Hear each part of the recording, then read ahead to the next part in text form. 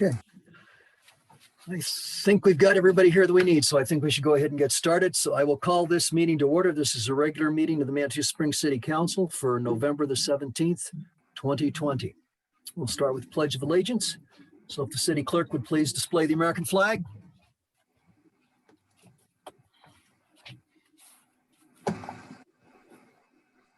If you'll join me, please. I pledge allegiance to the flag the flag of the United of the United States, States of of America, America and to the republic which for is which it stands one nation, one nation, under God, indivisible. indivisible, with liberty and and justice for all. Thank you. Would the city clerk please call the roll? Yes. Council members Judith Chandler is absent. Councilor Bremner? Chandler has excused absence. She's a Bremner? new grandmother. So Okay. Councilor Steve Bremner, Here. John Shada, Here. Susan Wolbrook, Here. Julie Wolf. Julie Wolf. can't hear you, Julie. Can't hear you. Sorry. Okay. I'll jump ahead here and come back once you think you have that under control there. Mayor Pro Tem Nancy Fortune, Present. Mayor John Graham. Here. And Julie, have you had any luck with your sound? I'll bring her back over as soon as she pops back on. Okay.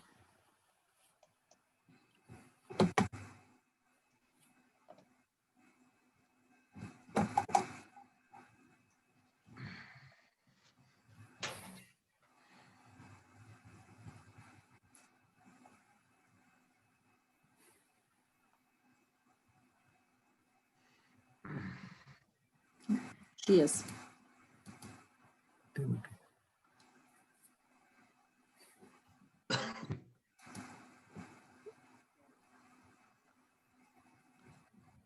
Can you hear me now?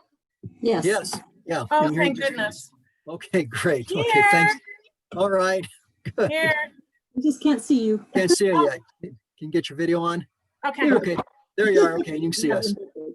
Okay, I think we're good to go. So the first item, as usual, is the approval of the agenda. I think you've all had a chance to look at the agenda. Would entertain a motion to approve. So moved. We have a second by Councilor Wolf. All in favor, say aye. Aye. Any opposed, say nay.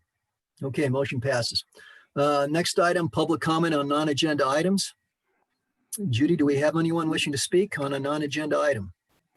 At this point, I do not have any requests that have come in ahead of the meeting, and I would just ask if anybody is in attendance on this meeting and they would like to speak at this time to use their raise hand tool, and then we'll know that you wish to speak and we can call on you.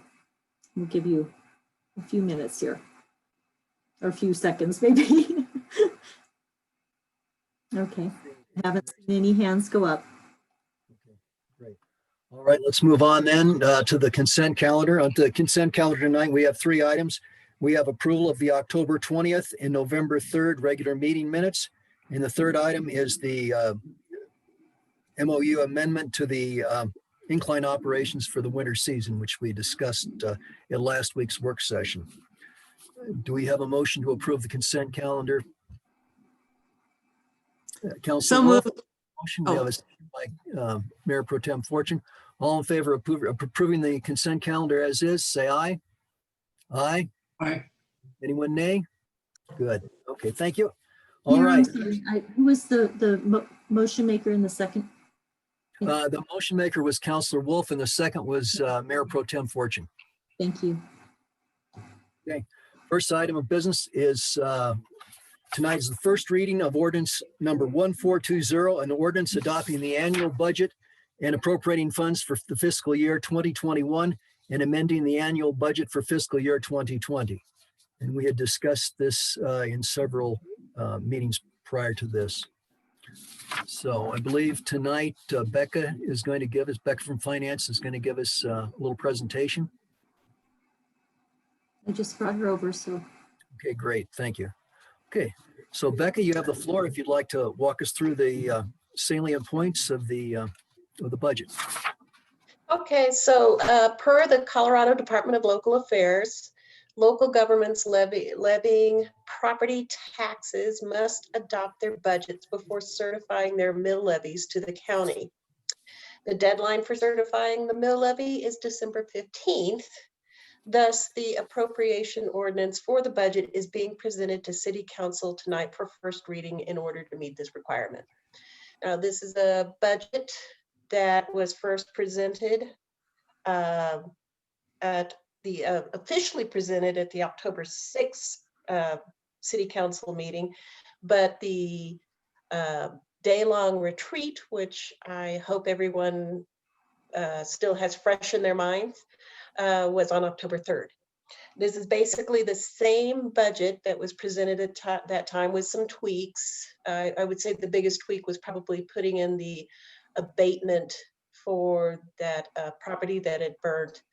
That was $39,500. That was not in the budget at the time of the presentation of the retreat. It is now in the budget, which means that for the forecasted ending unassigned general fund balance for 2021 is currently at $3,408,373,000. And you can see this on page 37 of the packet. And in the budget book itself, it's page 14, which doesn't have a number on it. So you have to find page 15, and it's right before page 15. I stuck that in at the last minute and forgot to put a number on it. Anyway, we do have a request for some direction from City Council. So as I said before, right now, the ending fund balance is $3,408,373.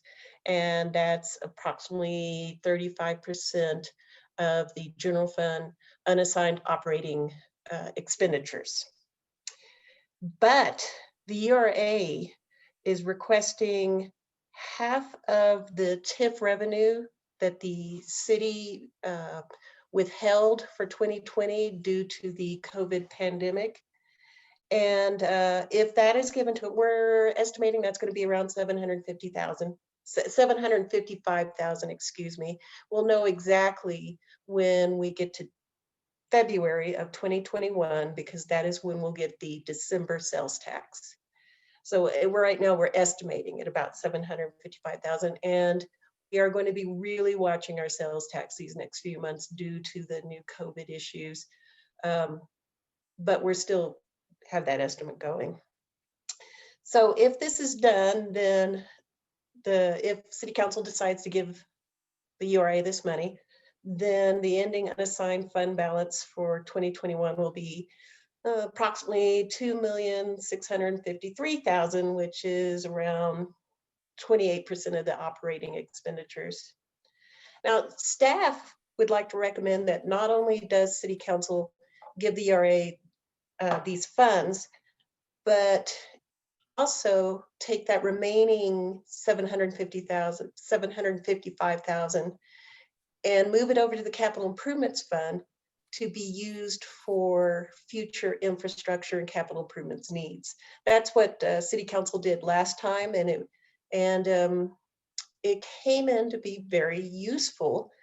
And we think it was a good idea at the time, and think we'd like it to be done again. But this is, of course, City Council's decision. So that's really all my presentation, because I think City Council's had quite a bit of exposure to the budget. So I'm not going to rehash everything again. Thank you, Becca. I guess at this point, it would be appropriate for, if council has any questions for Becca, this would be a good time. Councillor Wolf, I think, was first, and then Councillor Bremner. Councillor Wolf? Thank you. Becca, I noticed there are, in the weekly report, there are 8 positions that the city is looking to hire people for, one of which I'd never seen before, which was an executive assistant to the city administrator. Is that something that's already budgeted for? I thought we were on a hiring freeze. I'm kind of confused. Well, we've had these positions and that position has been around. It's not a new position, but we just didn't fill them, but we're looking at filling them for 2021. So yes, it is in the budget. Have Denise? we ever had an executive assistant for the city administrator in the past? We've had Alicia was the latest, and she's been with the city for several years. We had it empty for a little bit, but before that we had a woman named Tracy Jonas, and she was around for ages. I don't know if you remember Carol Lawson. She started out as the administrative assistant to the city administrator before she became city clerk. So that position has been around a long time. It's been left vacant at times, but then eventually it's always brought back. Thank you. And how Denise has, long- No, go ahead. I think Denise has a comment relative to this question. So Denise, and then back to Julie. Denise, No, do you got- Becca answered it great. That's Okay, perfect. Thank you. Okay. Julie, you had another comment there apparently. Oh, just wondered, how long has that position been open roughly, Becca? Do you know? Oh, it's been open only a very short amount of time. Alicia moved over to Public Works. So that, and she just did that this month. So Oh. yeah. So that's why I haven't seen it posted recently, because it was filled. Okay, thank you for explaining. Mr. Bremner, you were next. Yeah, I just wanted to clarify, this URA money was money that originally they had, in good faith, given to the city because, to get through the COVID problems we had. So what we are proposing doing is giving back 50% of what they gave us already. So if that's true, that seems like a pretty reasonable proposition. Is that what's happening? That is what's happening, and they are in agreement with the idea of the city keeping half the funds for future capital and infrastructure projects. So they are in agreement with this suggestion by staff. And I like the idea of the capital improvements, going towards capital improvements, because we absolutely have a lot of need here in this town. So I'm in favor of it, well, both propositions. Do we have any other, Counselor Wolf? So if we were to vote yes on approving this at first reading, does that include the decision about reimbursing URA, or is that a separate line item that we'll be voting on later? I believe what you're going to have to do is approve the budget, but calling out that you're going to change it in this fashion. Is that correct, Jeff? All right. Yeah, that's correct. Denise, I can't hear you. Denise? Denise, we can't hear you.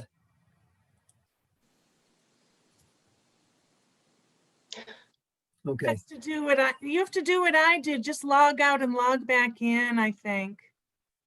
So frustrating. Because it shows she's unmuted.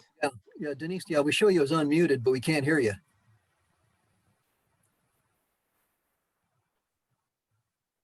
She's still I'm logged out. prepared to make a motion unless we want to wait for Denise. Denise is indicating no, that we should go ahead. So, Mayor Pro Tem?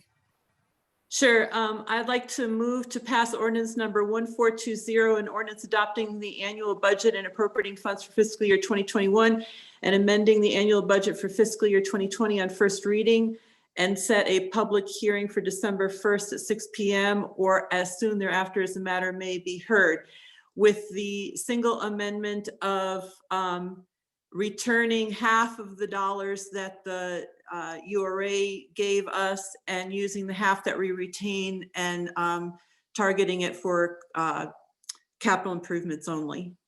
I'll second that. Okay, any further discussion? Apparently not. Okay, we'll go for a vote. All in favor of the motion, say aye. Aye. Looks like motion passes unanimously. Mayor, Very can good. you hear me now? Yes, yes, Denise, we now can hear you. Thank you. Okay, did you have any? Okay, so motion passes and we can move on to the next item. The second item tonight is resolution number 3320, a resolution adopting an updated universal fee schedule. And I believe, is it Becca and Nicole together? Right. gonna present. Judy, if you can bring Nicole over, that'd be great.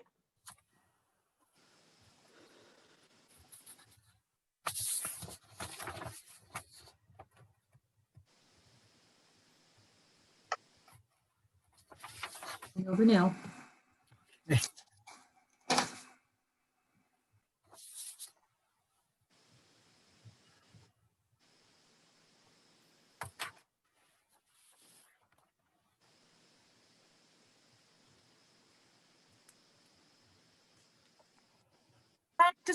Can anyone tell me what page on the packet we're on? Because 160.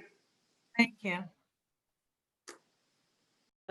Looks like Nicole might be having trouble unmuting and doing her video.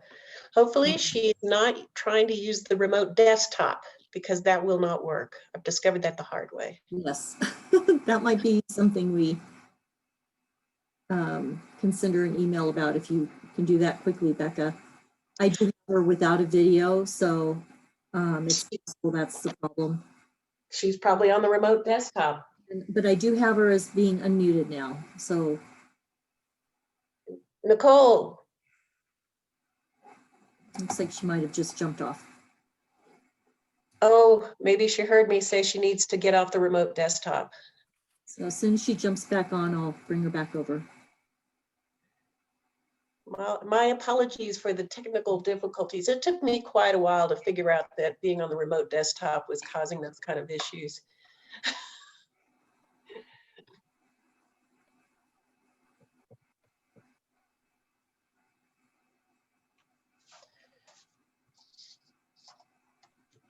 Would you like to hear a little bit of history about how we decided to do the fee schedule? It used to be in the actual city code were all these fees and fines and things. And then every time we wanted to change a fee or a fine, we'd have to go to an ordinance, which it was cluttering up the city council agenda and it wasn't really very practical. So city administrator at the time, Jason Wells, said that he'd seen that other cities pulled all of their amounts that were in their code out and put it into a separate fee schedule that was approved by resolution. And then in the code itself, anytime there was a mention of a fee or a fine, it would say, please go to the fee schedule. Ah, okay. So that's the history of how we did that. And we still occasionally find some fees or fines in the code. And at that time, we redo the code to pull them out and put them into the fee schedule. Okay, Nicole, we did hear you. Lovely. Good. See you though. So I had to call in on the phone. I don't know how to do whatever you just said to do. Okay. Let's see. So basically, I'm going to pull up just the changes on the fee schedule. And I don't know if everyone had a chance to review this, but basically we need to add in the fees that the Humane Society collects for us that they keep. And then we pay them for their services rather than having somebody from code enforcement do that. And they're going up very slightly for dog licenses. And Nicole, before you does leave it- that, this is Nancy. Could you address under the Hi, altered Nancy. dog, cat, potbelly pig, why we have 2 one-year licenses for citizens over 65? And that they're different amounts? That's the neutered versus not neutered. Well, I suspect it's supposed to be a 1-year license and a 3-year license. You are correct. And Denise did ask about that and I still didn't catch it. So I apologize. We'll So fix when it you- right now. When you approve the resolution, it'll be that one little, well, that's a good question. If we change it right here and now, then I we're don't okay. know if we want to spend time doing that for all of these, so maybe just keep track of that, and then when you make the motion, make sure that that says 3 years, and then we can go from there. Okay. Okay, so we will move down from that into parking. And as we know, these are proposed. I believe that the board brought, or there was some talk about when it should become effective. This is up to city council on when it becomes effective. There was talk about it starting in March, some talk about it not starting until May, and there was a compromise for April, but it's really up to city council on when this becomes effective.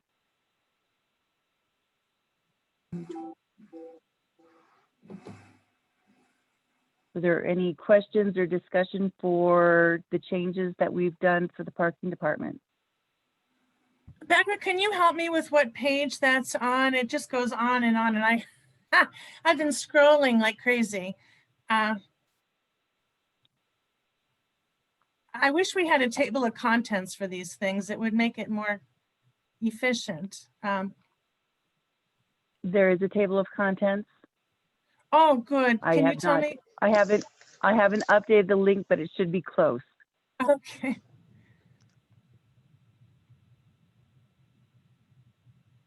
Didn't want to update the links until I got it official.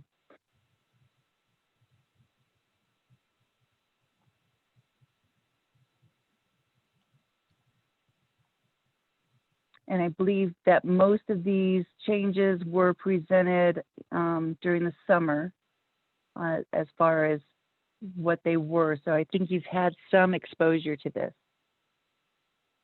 I'm showing this is on page 183 in the packet, if that helps. Oh, that helps. A huge thank you. Yeah, or yeah, if you're just looking at the separate documents, page 22, but I think 183 is the way you want to look at it. Thank you. I got all the way to 181, so I was almost there. Thank you. Almost there, yeah. Yeah.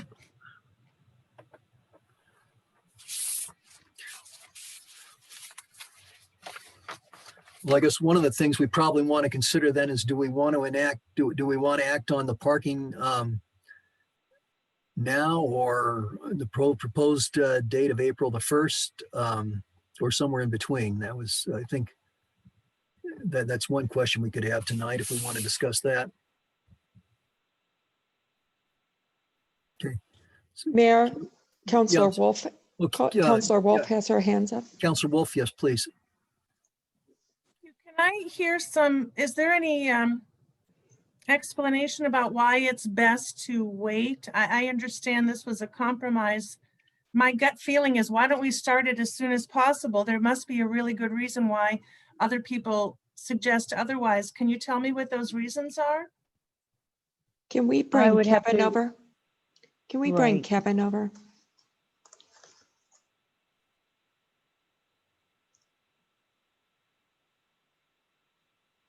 I can answer that question. The parking board wanted to wait to implement the fees due to COVID.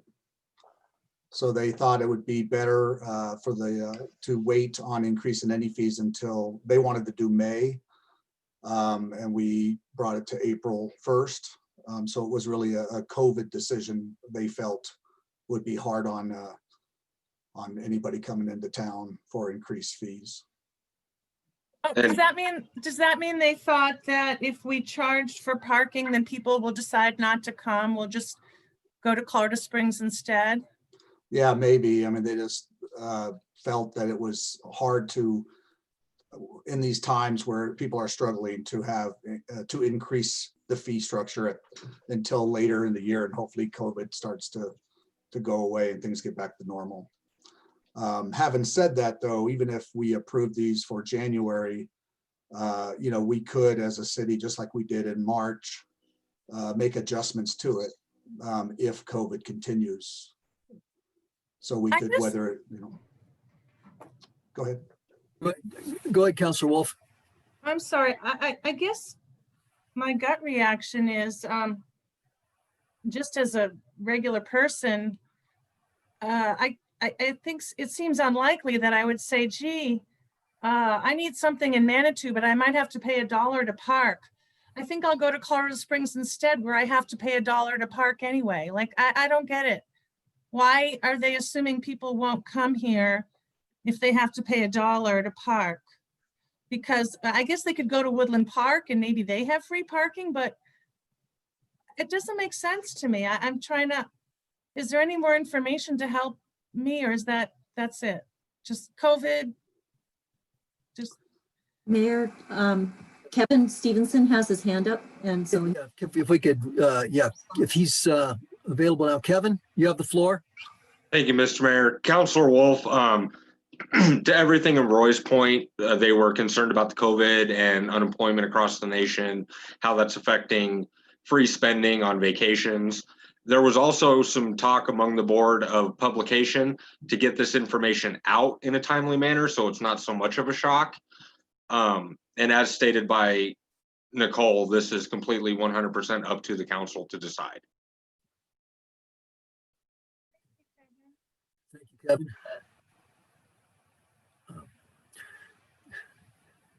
Nicole, would you like to walk us through the rest of the parking portion of this? Mayor, Susan Wolbrook also has her hand. Oh, I'm sorry. Okay, yeah, Counselor Wolbrook. Thank you. I think now that Nicole's going to walk through these changes, I think I'll wait and reserve my comment until she does that. And as far as walking through all of the changes, I think really, yeah, Kevin's the one that made these changes based on over a year's worth of meetings to decide on this. And I can scroll through them, but I really think that he is much more familiar with the hows and whys. I am responsible for the schedule itself. Individual departments are responsible for assessing the fines and fees to what are appropriate. So Kevin, do you want to start at the top? Basically, what it is the fines and fees for parking have not been changed since the paid parking was implemented again, May of 2013. We've seen abuse in some areas. We've adjusted those fines here and there as needed, and it does curb the abuse at times. But between myself and Deputy City Administrator Roy Cheney, we felt that it was time to really give this a thorough look through and an overhaul. And we do have a couple that have gone up significantly. Nicole, I'm not 100% sure where the ADA or the fire lanes are listed in here. But for the third violations on those, right there, Nicole, we jumped up to $499 from $300. And there's several reasons behind that. The fire lanes are obviously public safety. If the fire department can't get in, connect to a hydrant, or get to a person, it does greatly reduce the public safety effect that department has. There's laws for equitable parking for ADA, which the city has taken seriously, and we do have the ADA stalls throughout town. And we do see abuse in those with non-ADA license plates and non-placard vehicles. And we want to make sure that those remain equitable to the people that actually do need them. So that is our justification in those bigger jumps in those two violations. Yeah. Okay. And Kevin, I noticed that you're proposing here, or the schedule proposes a $25 annual fee for residents to have an RPP pass. Do you want to speak to that? That is basically to cover the cost of the permits that we have to purchase every year. That does come at a substantial cost depending on what supplies are needed. We do offer the two different types. We have the paper hang tags, and then we have the window stickers. That will also account for the staff time that goes into creating the accounts, maintaining the accounts, printing and writing the permits, as well as that money can go back into those RPPs for better signage, more signage, and increased enforcement. If we were to break down, even with just the office staff time in creating the account, the permits, and then the enforcement time, it's about $60,000 annually per RPP. And how much do you collect? In citations for the RPPs, Yes. that I do not have. I can run a report on that tomorrow, and I can email council or Roy or Denise, and they can forward that information. Is it possible, Kevin, and I know you may not be familiar with the exact numbers, is it possible that we collect enough to cover those costs, or are we're still in the hole? I would say between the ticket stock, staff time, vehicle wear and tear, maintenance, fuel that it takes to get through these RPPs, we're not at a break even with what we would get in citation revenue. Especially this year with the decreased traffic. You don't know if we're 10,000 short or 40,000 short, like we just don't know yet. Right, I can run that report tomorrow and I can forward that on to administration and they can send it on to council. No, I just have some concerns about charging every year for the RPP, because if we do have people who are on the edge financially, on the verge, if they can't swing the $25, what are they supposed to do? Get fined every day for having their car in the street because they have no driveway? Since we do have all these other areas where you get to pay less for your dog if you're old, maybe we should get to have a free park on the street for free if you're older, you can't afford it or something, because it just seems, I don't think people are going to like that at all. I know there's no public input here, it doesn't seem, but I think that's kind of controversial. I'm not happy about that. Councillor Wolbrook has her hand up. Councillor Wolbrook? Yes, thank you. So I think other cities do charge for their RPP to cover the cost, which is kind of where this originated from. Although Councillor Wolf's idea to structure it in a way that perhaps if you are past a certain age or something is a very interesting one, and probably one that bears a little more consideration. I think that one compromise on this would be that we could take anything that's an increase in offenses in terms of abuses and go ahead and move forward on those now. And then the parts of this that raise the cost of paid parking on street and perhaps in lots would be something that could wait till April. Because one of the things that we see even during COVID, and sometimes especially during COVID, is we see a lot more offenses that can, because they think nobody is actually enforcing them. And that can mean that an ADA space is not available for an ADA person who needs it, that intersections and crosswalks are blocked, creating safety hazards. And so that would be a way to move forward.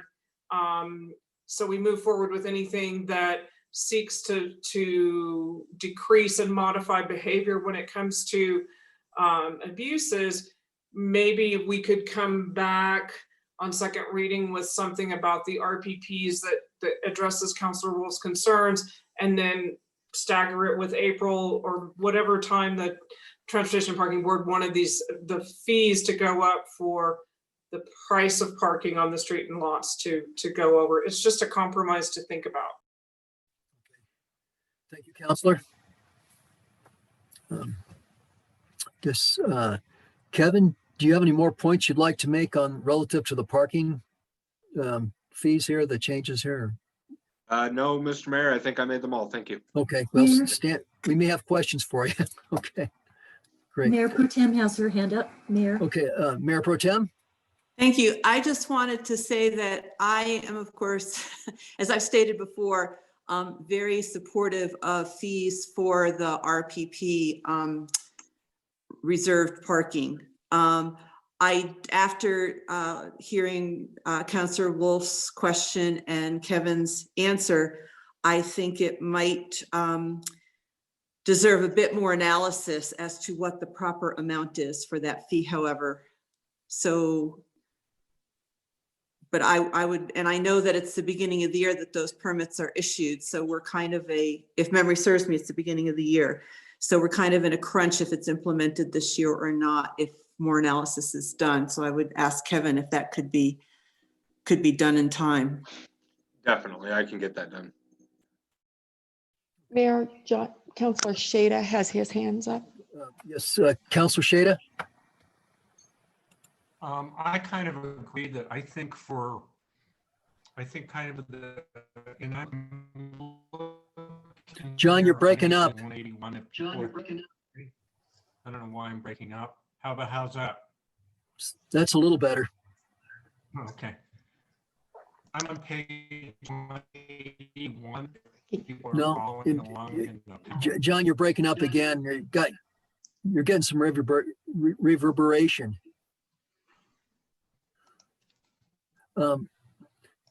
Mr. Cheney has his hand up. Let's go to Mr. Cheney, and John will come back to you.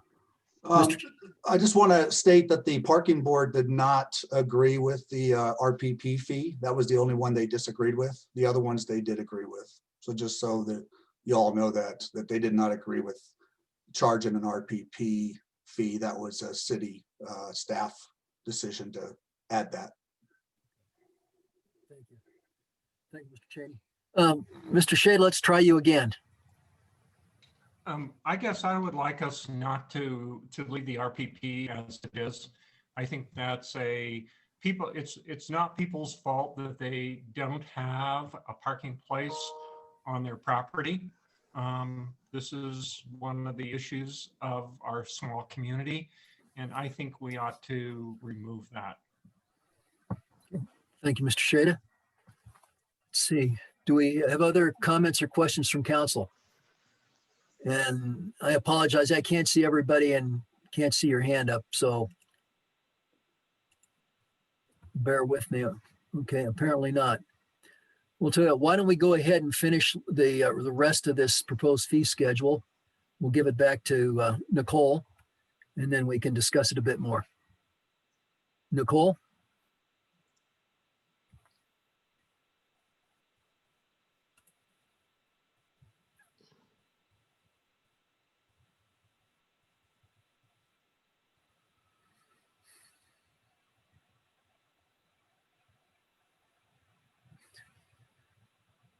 Nicole, are you trying to talk? We can't hear you.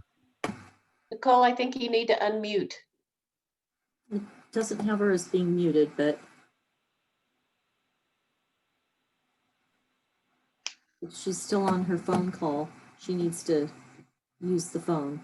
Okay, well, these planning fees have been recommended by Christine. She wanted to, last year, when she came into the position, Barb Cole had made some suggestions about increasing some planning fees, but Christine wanted to look at these before making them to make sure they were appropriate. So these are the fees that have been really thought about by all of planning staff, and this is what they've come up with in order to cover the cost of staff. So you can see that the concept plan has been increased by 200, major conditional use by 400. Do we want to bring, Becca, do we want to bring Christine over? I think she's on so she could speak about these. Do you want to do that? That'd be great. Okay.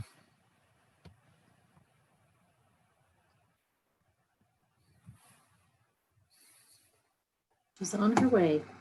Thank you.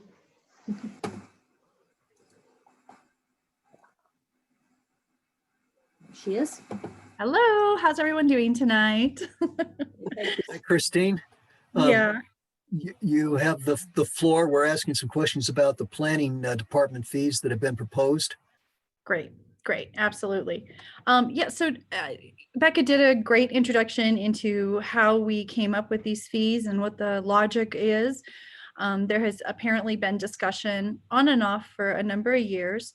Part of what I've done this year since coming on board with the city, was to look at various areas that we could stabilize things. One of them had to do with this discussion about fees. And so with the staff, Michelle and Dylan, we spent quite a bit of time analyzing what goes into each of these activities. For example, let's look at item number 2, major conditional use permit or major conditional use. This is something that involves somewhere between 25 and 75 hours of staff time. It goes all the way through, as you know, through the quasi-judicial process, and it's pretty labor intensive. So before moving forward, though, with the fees that have been discussed over the last couple of years, I also did a study and spoke with other communities. The ones I was particularly interested in are the ones that are like us, right? They're smaller mountain communities that are dependent on tourism dollars. It's important to not have fees that are ridiculous for our residents. And so tried to be very sensitive to that, but also come a little bit closer to what other communities are doing and what we're looking at in terms of number of hours that are spent on these. So that's how we came up with these recommended changes. Great. Thank you, Christine. You bet. Council, any questions for Christine?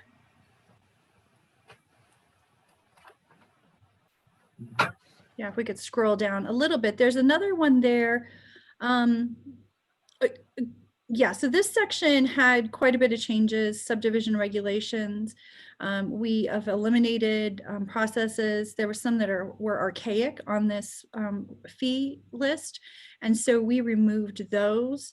We also identified that we needed to break out administrative fees because those don't require as much work on the part of staff.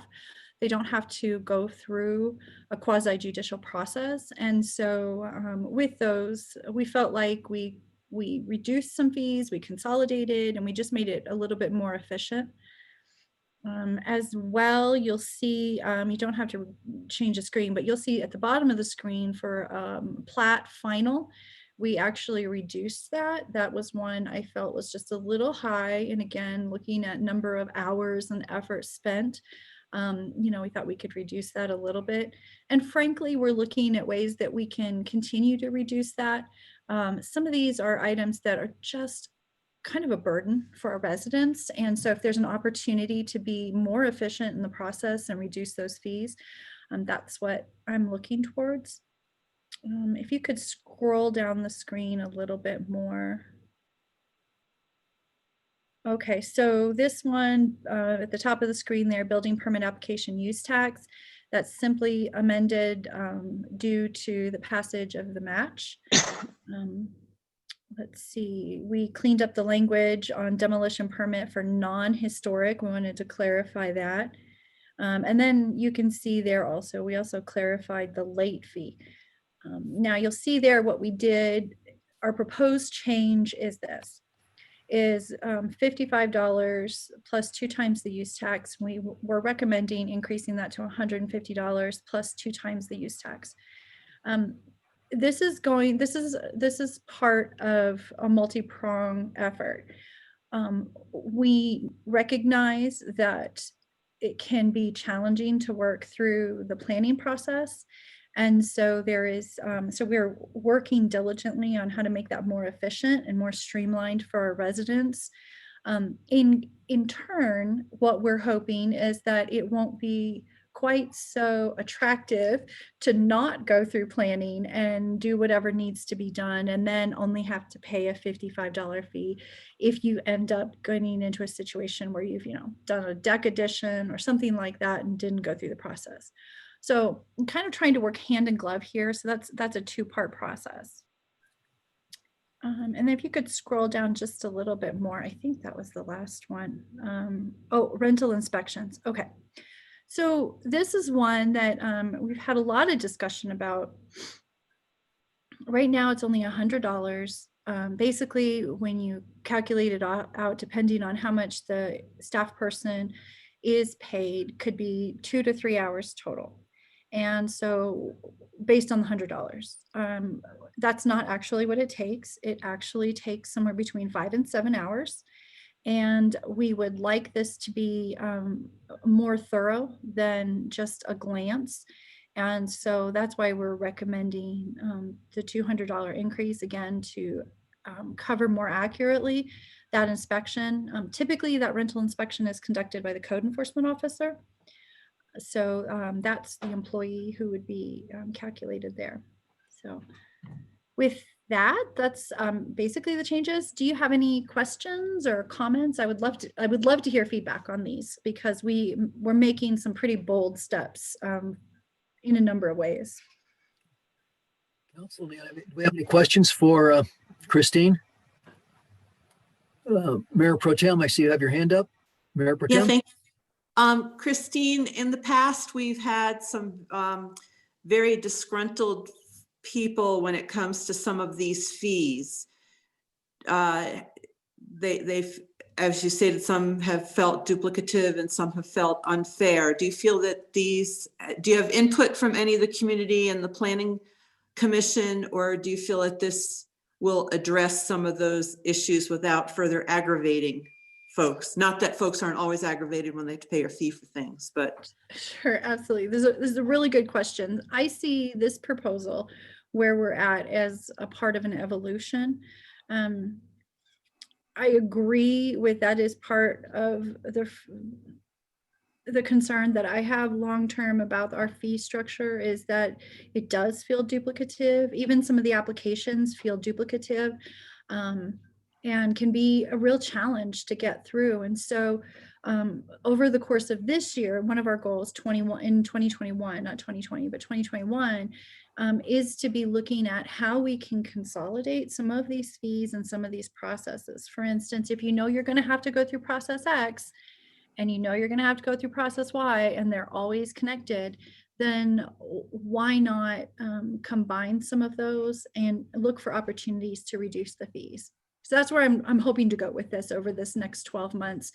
And, if I were to be kind of lofty and share with you where I would really like to go is I would really like when we do a mid-year adjustment to be able to come back and say, we've been able to really be efficient and consolidate some of these. I'm not sure if we'll be able to because of where things are, but there we are. So I see Denise has her hand raised. Yeah, Denise, you have a comment? Yeah, and remember that the planning department is doing a zoning rewrite this year. So that's a very big, heavy lift. And once that is completed, these fees may be re-looked at after that zoning rewrite goes through. So this is kind of, as Christine says, it's an evolution. And I think when the zoning rewrite is completed and adopted, then we really have to look at these fees and compare that to the zoning rewrite and what has occurred there. For sure. For sure. Great. Thank you. Council, any other questions for Christine at this point? I have a question. Councilor Wolf? Thank you. Christine, the 7 hours that are spent typically for a rental inspection, can you tell me more about that? What are we inspecting?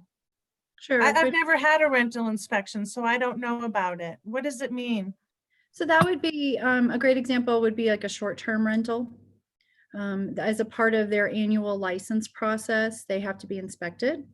And so they fall into this category. And so preparing for that would be part of that. So we're looking, pull the records, typically meet with planning staff because the planning staff are the ones who administer any CUP around that. We look to see if there's any violations. So about an hour there. And then we expect that the inspection itself could be 2 to 4 hours, depending on the property and what the scope of the property is. And then afterwards, there is the write-up. So that's where we come up with that 5 to 7 hours. But right now, we're only inspecting for short-term rentals, not like individual residential rentals. I think there's some discussion out there about that, but that is not what this is intended to encompass. Thank you. I guess my experience in Manitou is just in response to Nancy's comment, is that it's so much smarter from a financial perspective, aside from ethics or morals. It's just smart to go ahead and do what you need to do without the required permit, because the punishment is so minor that Right. why would you bother? And so, like, within just my personal experience, within the last 12 months only, I've had 2 experiences where unlawful activity was being done on adjoining properties without the requisite permits by professional companies. I'm not talking about some little innocent, naive homeowner, but people who knew or should know, They know better. obviously know that you're supposed to get a permit, and they think to themselves, why should I? I mean, so I pay $55, maybe $100. It's a worthwhile risk, especially since such a teensy percentage of those folks actually get caught and turned in. So Mhm. I, for one, am very much in favor of the increase in fines, especially when it comes to matters involving planning department. And I see no reason for us to delay in implementing those. I don't think the public needs warning. There could be a nice article about it if Jack Elder wants to cover this part of the meeting in the paper, but I don't agree that we need to give people 4 or 5 months notice to warn you that we're going to fine you more when you violate the law, or we're going to charge you $1 if you go shopping. I don't think that requires 4 or 5 months, so I'm in favor of pretty prompt implementation. Excellent, thank you. And that's what we're proposing for the planning fees, that they're effective upon passage. They would be effective January 1st. That's when all these fees would go into effect, January 1st. Okay, so what I propose, if there's any other questions for Christine, in planning, let's go ahead and get those asked. Let's go back to Nicole and finish this off, and then we can discuss it a little bit more. And do we have any other Okay, questions no- for Christine? And bear with me because I can't see everybody's screen. Judy, do you see anybody with a hand up? I don't. I do Okay. not. Okay, so I think Christine, thank you very much. Let's go back to Nicole. Nicole, are there any points you need to make that you haven't yet? So the last proposed change is regarding having cremation estates. The Public Works Department just added these. And then now that we have a new Public Works Director and we've had more people review all of the Public Works fees, they thought that they did not want to necessarily have cremation estates, and that people would make those decisions on where they would be buried when that time occurred, rather than having it pre-planned. So that was the last change that was suggested. Thank you, Nicole. Council, do we have questions or comments for Nicole? I'm not seeing any hands up, but I'm not either. take a minute. Okay. All right. So I guess we've got really had several questions in front of us here. We've got the schedule, everything but parking. And I think the intent was the proposal was to move forward and put these changes into effect January 1st, with the exception of parking. The recommendation there was April the 1st. We can do whatever we want on that. And then there were several follow-on concerns relative to parking. Councilman Shadegg suggested that we not charge for the RPP permit. Councilor Wilbrook had suggested that we could act on the parking violations, but hold action on non-violations. So we've got several thoughts there. This would be nice to discuss. Anyone have comments at this point? Okay. Okay, I'm not seeing hands here. Maybe we just quickly get a sense of what people feel like. Councilman Bremner, what's your pleasure?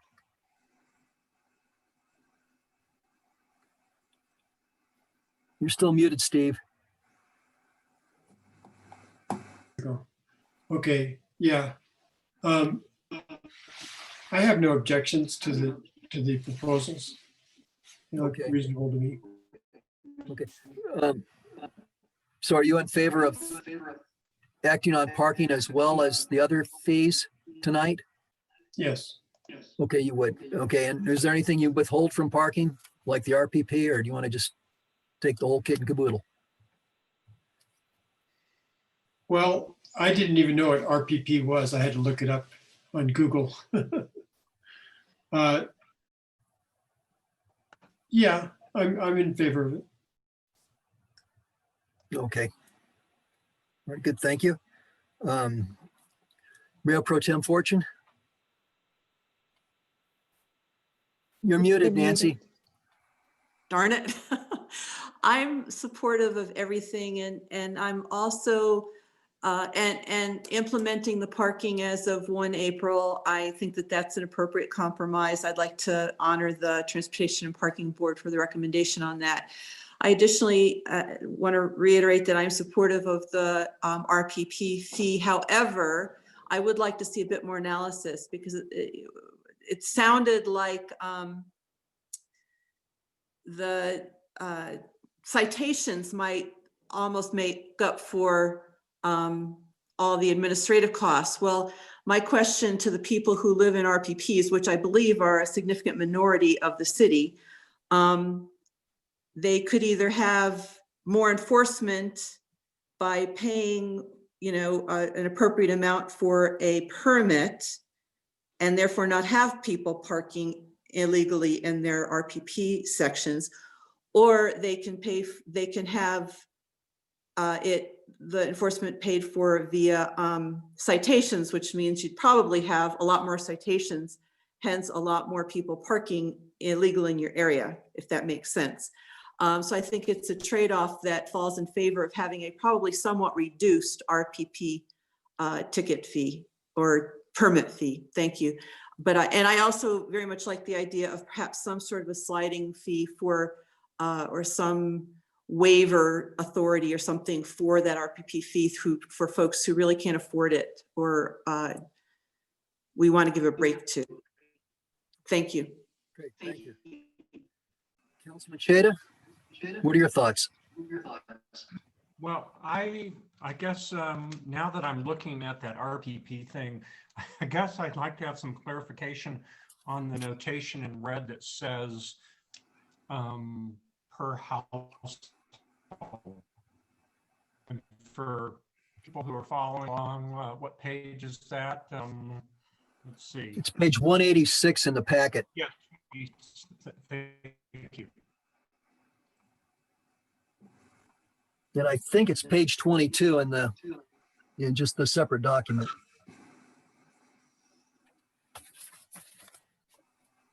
So I guess I'd like to get some clarification in terms of what that notation in terms of household means.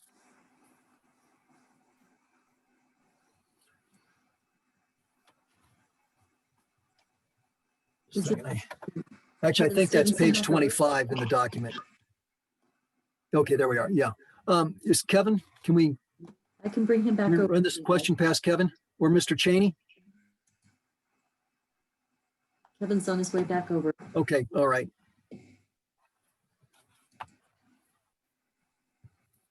John, can I ask a question while we're waiting? Yeah, go ahead, Julie. Thank you. I'm just trying to follow along what John Shada said. And I'm looking at the RPP on page 186. And I see that there's reference to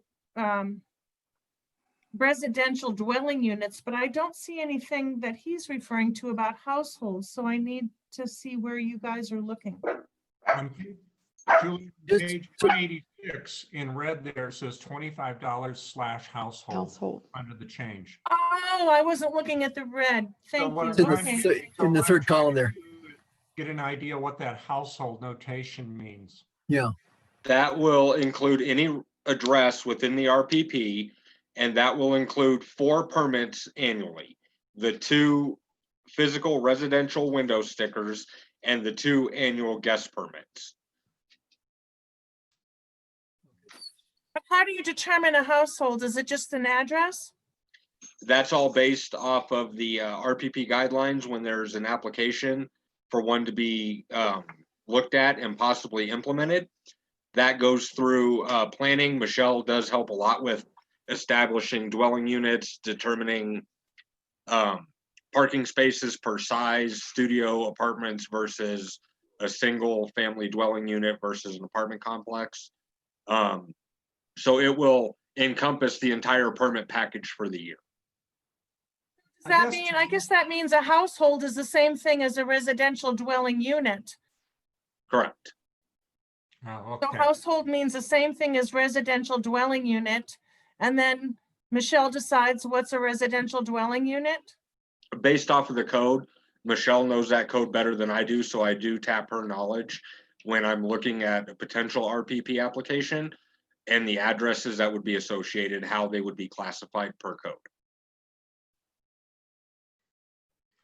I guess as a compromise, I think we ought to at least include at least one permit, per residential dwelling unit, and at least maybe as a compromise, move that $25 down, starting for permit number 2 or permit number 3, something like that. That would be your thought there, John. And when would you begin? And I guess the question, when would you want to enact the parking changes, John?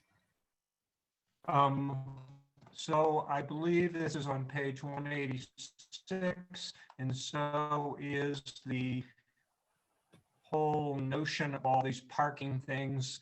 I guess I'm comfortable with the compromise date, if that's what we're talking about, April 1st. Is that not correct? April 1st. Okay, so that's how. Yeah, I was just trying to make sure that people who are following along in the packet, that they can find it in the packet. Okay, all right. So if I understand you correctly. I think that's on page 184 in terms of what we're talking about, the starting date, are we not?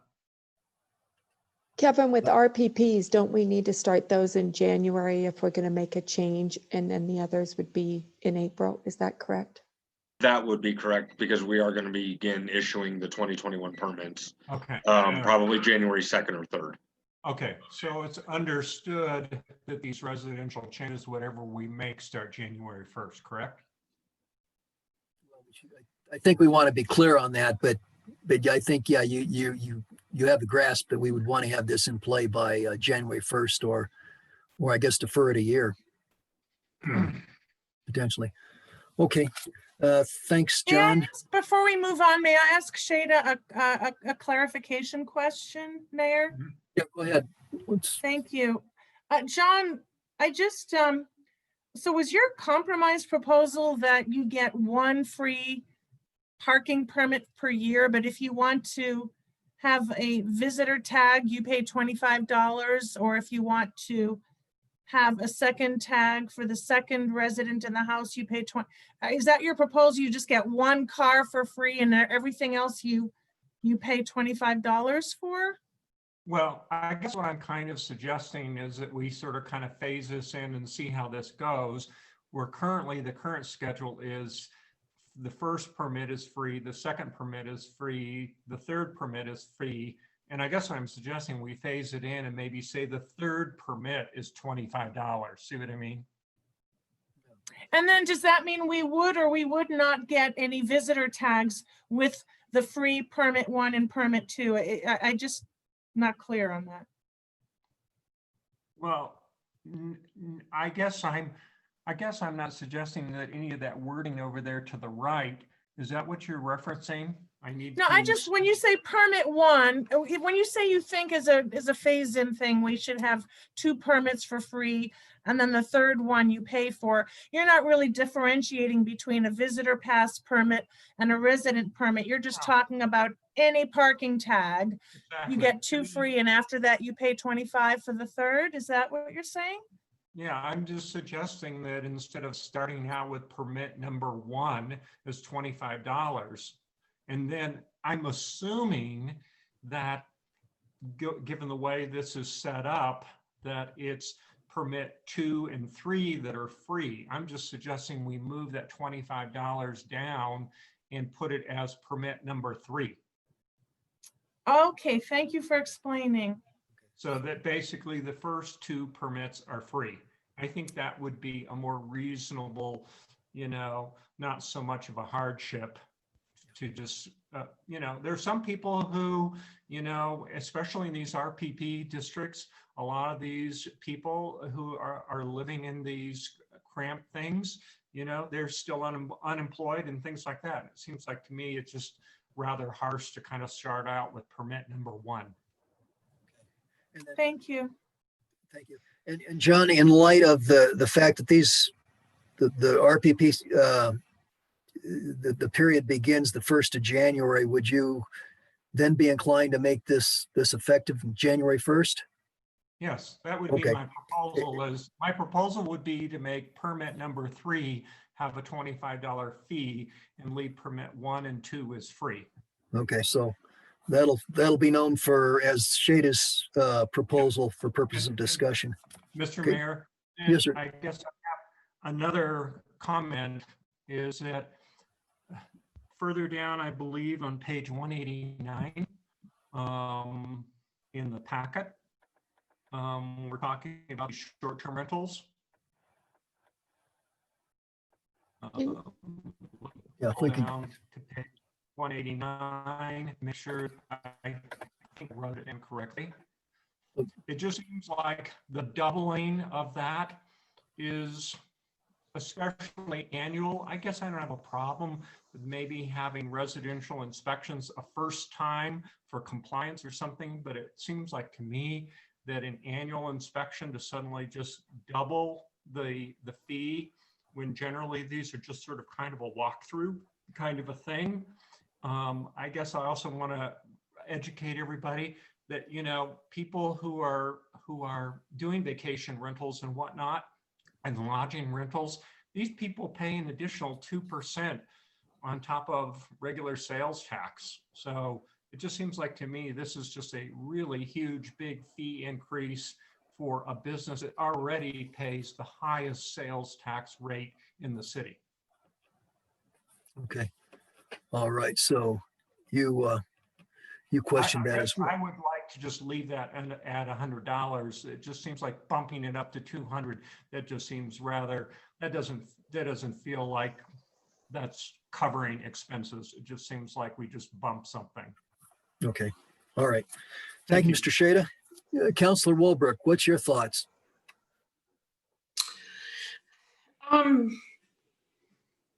So I know that Councilman Shada has some experience with short-term rentals, so I respect his recent feedback, the things that he just said. It sounds to me like there could be, remind me, when I look at this agenda, are we trying to approve this tonight? It's not a first and second reading, is it just? Yeah. This is just a resolution. Yeah. So It's we a could res- approve it tonight. So we're looking to approve it tonight, okay. Yeah. Exactly. Wow, And well, we could there's could been approve- some, go ahead. I'm sorry, we could approve a portion of it and defer some of the action. And in fact, the proposal was to defer the parking portion until April. But if Right. we want to act on the RPPs, we need to do it before the end of the year. I'm sorry, you have the floor again, Councilor Wilbur. Thank you. Okay, thank you, and I appreciate that. Again, I think COVID or no COVID, I would argue that things that are violations probably just need to be approved, move forward tonight with parking. That's different than raising the price of parking until April, which I think is a relatively good compromise. The winter time, especially if there's a very slow winter time because of COVID, you're just going to see more and more abuses. And I don't think that those are really good for any time. So that would be, again, I would just emphasize that.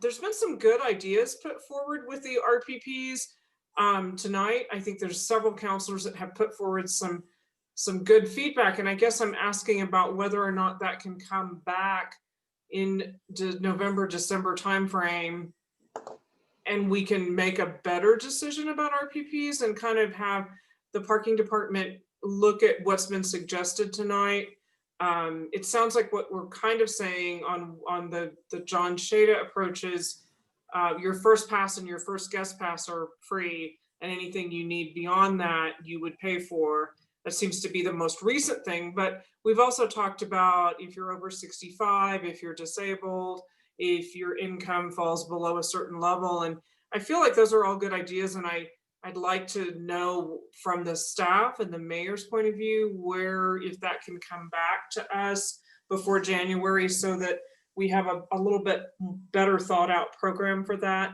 And other than the short-term rental inspection fee, violations going forward January 1, parking rates going forward in April, and a chance to come back and look at RPP in a little bit more depth with a little bit more community awareness of what we're doing would be my preference. Thank you, Councilor Walbrook. Councilor Wolf, do you have additional comments? Well, I agree with Susan. I would really like to hear more feedback on how much of the RPP is covered by fines and how short are we? I'm inclined to either go with Councilor Shada's proposal because I think that covers the elderly, the disabled, and the poor. Those people probably don't need more than 2 cars at any given time parked on the street in front of their house. So I think Councilor Shada's suggestion responds well to my concerns, although I'd still love to hear from Kevin next time on how much RPP income we generate from fines. I'm in favor of that starting effective January, and I'm in favor of all of the other fines starting effective January. I am in favor of the initial rental inspection going up to 200, but I am not in favor of the annual thereafter going to 200, because with all due respect to the planning director, it's hard for me to imagine that it takes 7 hours to update. My experience is they go in, they make sure that your smoke alarm is there, that your CO2 detector is there. They make sure you have the little sign telling you where to go and where to evacuate if there's a flood. I don't think that's going to take 7 hours. So I'm in favor of his proposal to maintain the $100 annual fee for follow-up inspections. And I'm not a fan of waiting until April before we start charging for parking. So that's where I stand. Thank you. Thank you. Okay. And I guess I'm kind of torn on this. I would like to get, I think my personal preference would be to take the parking violations and enact them, make them effective January the 1st. I think maybe a little more time to reconsider the RPPs would be useful. We're on a January 1 deadline if we want to implement this for next year is the problem there. Other than that, I'm fairly comfortable with the other changes as proposed. Unfortunately, it seems like we're kind of coming up with the Chinese menu, and we all want something that's maybe a little bit different, but we're fairly close in some respects.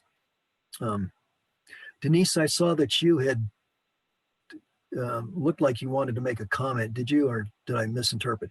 I was just going to say with the RPPs, I think it's elderly. If you start saying low income, that puts a lot of extra work on our part because people would have to provide their tax returns, et cetera, et cetera. And that's some private information that not a lot of people want to provide. And I don't think it's where we want to go as a government. So if we say elderly, I totally support that, but I would ask that we not consider low income because there would have to be some checks and balances for that. And that's a tough place to put our staff in. Other than that, I think you guys are, it's kind of the RPP, the rental inspection, and whether you want parking to go into effect January 1 or April. Thank you. Good, thank you. Could I can't see anything, so. I'm sorry. Mayor Pro Tem? Yeah, my sense is that Councilor Shada has the most consolidated thing. I would ask him to make a motion based on his proposals. Mr. Shada, would you be willing to do that? I sure would. take that. I move that we approve, that we approve this resolution, that we change, just a second. My screen. Right, John, you're breaking up. breaking, You're you're breaking breaking up a up. little bit. Okay, so, I'm sorry. okay, approve the resolution as written with some amendments, I think is what you're saying. Okay, the amendments are, With the amendment that we make the residential parking permit number 1 and number 2 continue to be free. We start a $25 charge for permit number 3. And I believe that is on page 186. We had it. Go back. Is that correct? Yeah, Nicole fixed that already. She moved that. Go ahead. Okay, thank you. And then we remove the bump up for the short term for the two vacation rental, the short term, and whatever that other long term one was, I believe on page 189. We just removed that altogether. Oh, for clarification, are you talking about what's referred to as the annual long-term lodging rental inspection fee? Yes, on page 186, there are 2 bumps there for $100 to $200. So you Can we just want get to that- keep it Oh. to 100, right? You just want to Just keep it to at 100. Just remove the proposed change. can we Nicole, get you're that, further down. can we get that displayed so we all know what we're talking about here? And they're scrolling. She's scrolling down. Keep scrolling down, Nicole. You're there. You made this. I Okay. believe it's page 28 on this screen. Yeah.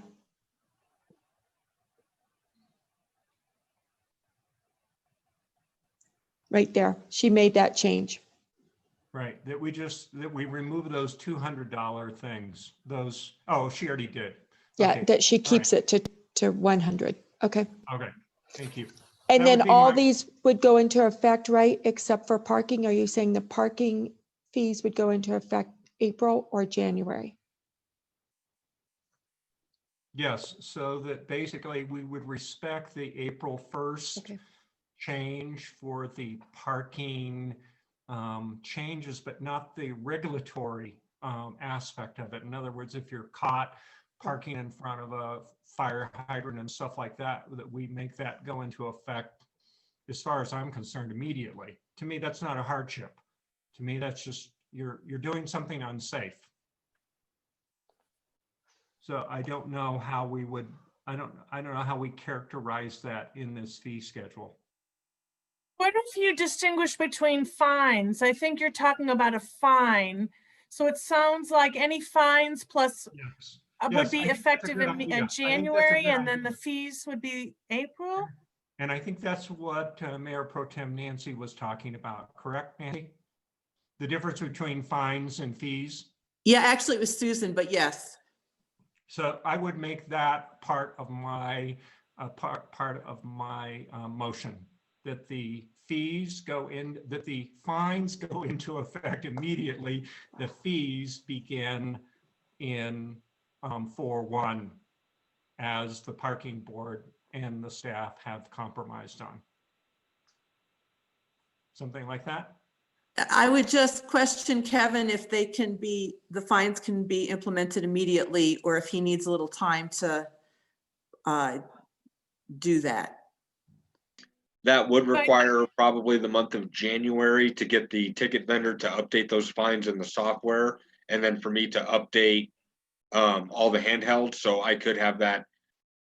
I can see how fast they can do it, maybe mid-December, but I would shoot for January 1. Okay, so I'll make my motion be January 1st. Is that safe enough for you, Kevin? Yes, sir. Okay, so I believe we now have the correct wording in the PowerPoint presentation. And I will second that motion. Thank you. We have a motion and a second. Do we have further discussion? I'm not seeing any other hands there. Okay, so just, and partly for my benefit, but this is a little bit confused. So the motion, as I understand it, is to prove it as we have it in the present form here with the changes, the way we've seen it dynamically updated now. So the way it was with the changes that the rental inspection will stay at $100 annually, that the RPP and relative to the RPP, the first two permits are free. The third and subsequent will be $25. That the fee structure, that both the fee and the regulatory component, that's the fees and the fines, would both go into effect January 1st next year. That's Mr. Shaded, I That's restated correct. that correctly. That's correct in terms I of. I have a the- clarification question, if I may, on what you just said. Just a minute. I see also that Mayor Pro Tem is shaking her head, so I think she was shaking her head first. Let me take Nancy and then Julie, we'll get to you. Okay. Nancy, you're muted. Darn it. I maybe misunderstood you, but the fines will go into effect 1 January. The fees will go into effect April 1st Correct. for parking. Okay, For parking. thank you. Say that again, the There's- fees on the April 1st? Correct. Okay. All right, fees April 1st. Okay. Counselor Wolf. Thank you. So what you said, Mayor, I just couldn't tell. What you said, the first and second RPPs are free. But then what you said after that had two potential meanings. One is it's $25 per permit after the second one. And the other meaning is you can get 2 more permits for $25. Can you clarify which of those you meant? That's right. That I meant $25 each, starting with the third one. That Okay, would you- not, No, that's not what, right now we have $30. Oh, I'm And sorry. So that would be changing. If Okay. Nicole goes back and change it how it was, Nicole, take the 225 off at the bottom. Okay. I'm sorry. I So wasn't I looking at think, that one. I think what it is Nicole has made all the changes that Mr. Okay. Shada did. So if we could just adopt this, Stop that. Okay. this is corrected. Okay. This, Julie, I think that the mayor just kind of misspoke and he said subsequently, and I think Yeah. he didn't mean to say subsequently. yeah, So that's, basic, correct, John. All right, thank you. Thank so you. I would pay $25 and I would get 4 tags. Is that right? No, you would Oh. pay $25 for the third permit. If you want a fourth permit, you then pay $30 for the fourth permit. Thank you. So that was, I got Is that wrong, but correct? so Mr. Shada straightened that out. Okay. I think so what you see is what you get. That's the motion. We have the second. Yes. Any further discussion?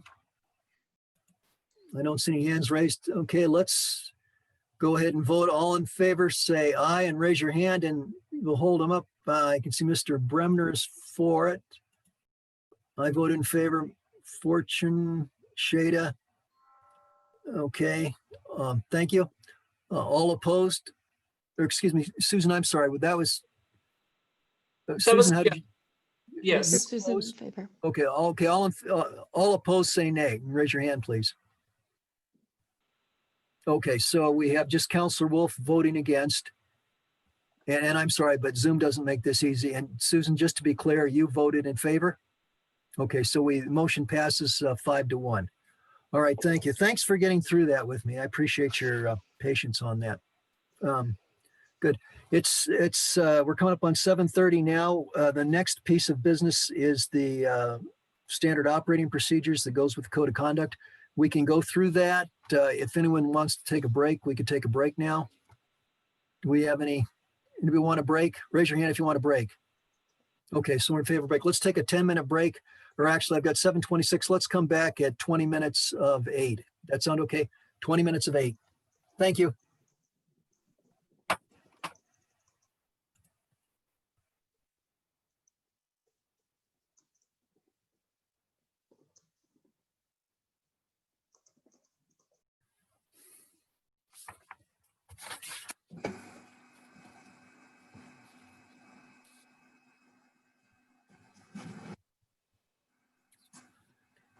Parker.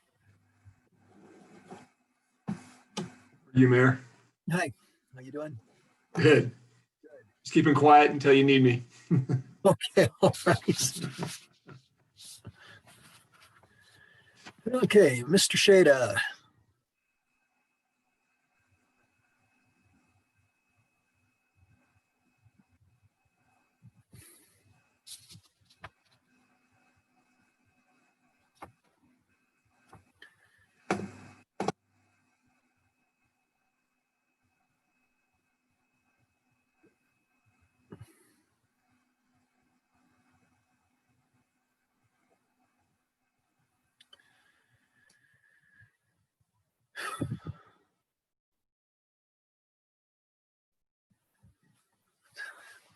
I think Mr. Shada was there a few minutes ago and then he disappeared. There he is. Hi, John. Okay, let's go ahead and get started then. The third piece of business tonight is resolution number 3220, a resolution of the City of Manitou Springs, Colorado, adopting a standard operating procedures for the City Council Code of Conduct. And this was done in large part by Councilor Bremner and Mayor Pro Tem Fortune. I believe Councilor Bremner is going to start walking us through this. So Steve, you've got the floor. Sure. Everybody's had a chance to review this, and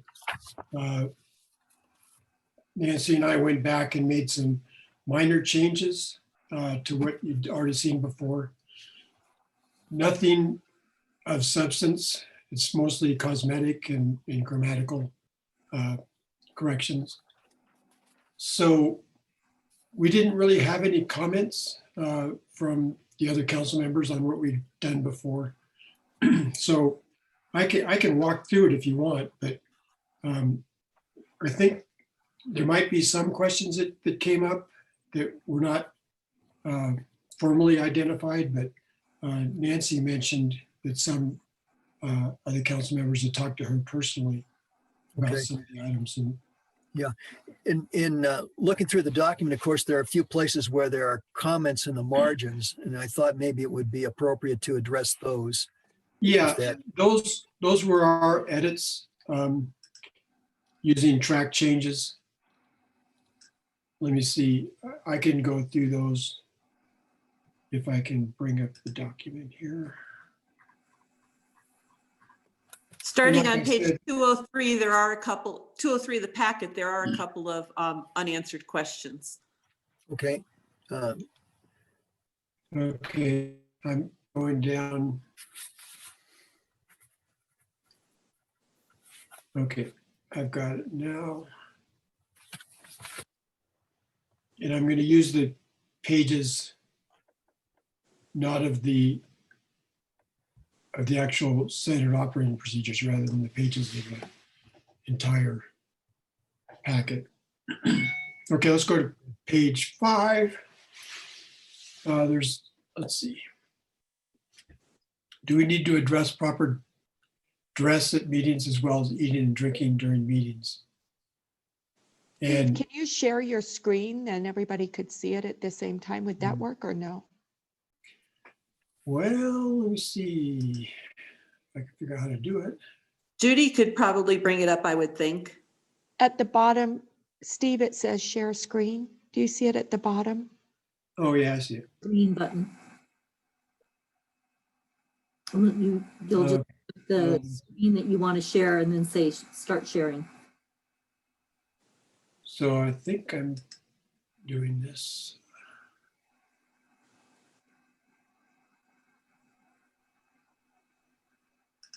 You'll have to hit the start sharing button as well.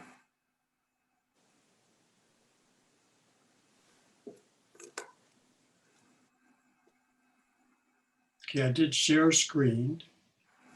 And then I clicked on Adobe Acrobat, which is where I have it. I'll try it again. Allow Zoom to share your screen. It says open system preferences. Okay, I gotta give permission, I guess. Okay.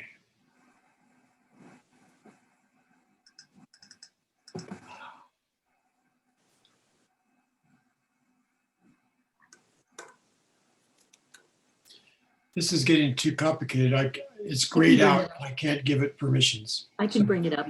Maybe I've if already got it opened up, so.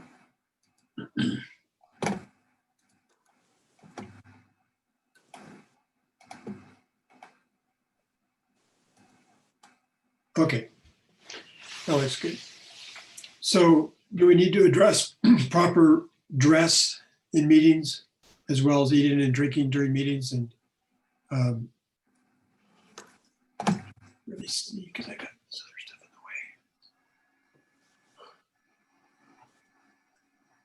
the way. I can't really read Nancy's comment because the Hollywood Squares is in the way.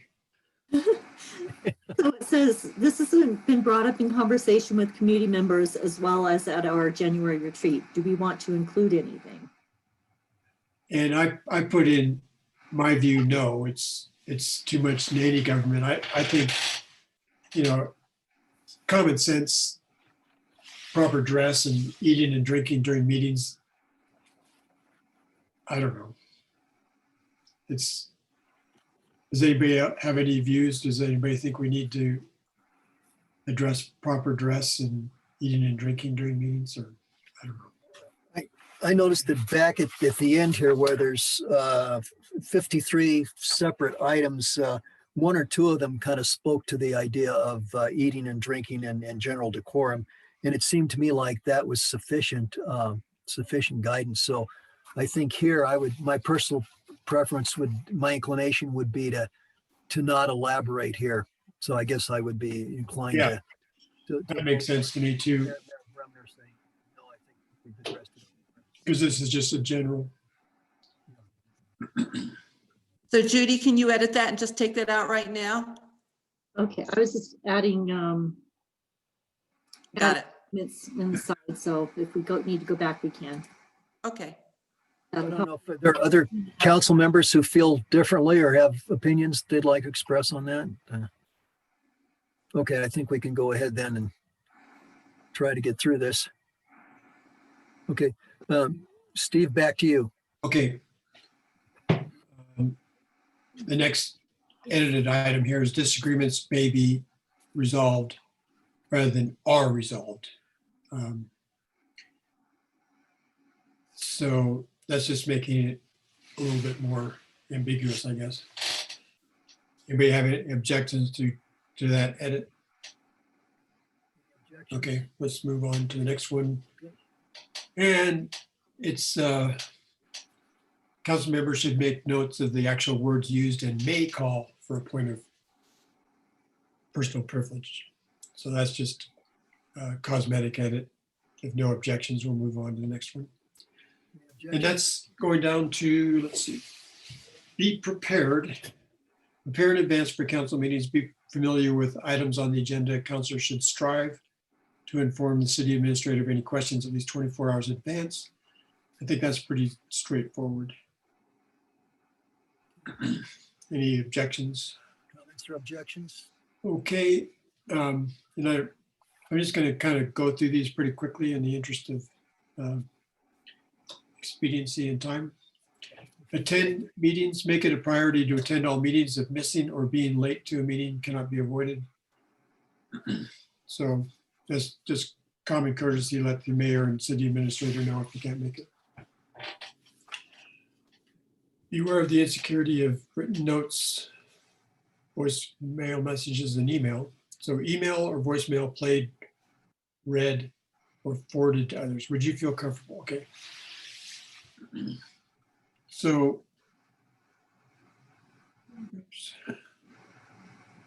does anybody have any objections to that one? It's gone off the screen now, so. Sorry. I'm looking to see if their hands raised or objections. I'm not seeing any. Yeah, it's pretty straightforward, I think. Common Yeah. sense. That's what a lot of this is, common sense. It's just codifying it so that a new city council member or somebody might have a question, we can go back and refer to this. So meet with the city administrator.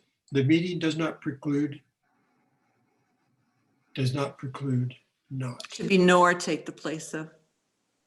Oh, okay. Does not take the place of additional communications with the city administrator. Okay, yeah, this is. Steve, if I could address that, What? if I could address that, Counselor Chandler called me this morning and to tell me that she was going to be the midwife to her for her daughter, for her grandchild. And she, the only comment that she had for me was toward the end of the document, which she'll come to. I didn't specifically ask her about this one, but she said she was supportive of the document other than the one change that will come to at the end of the document that she asked for.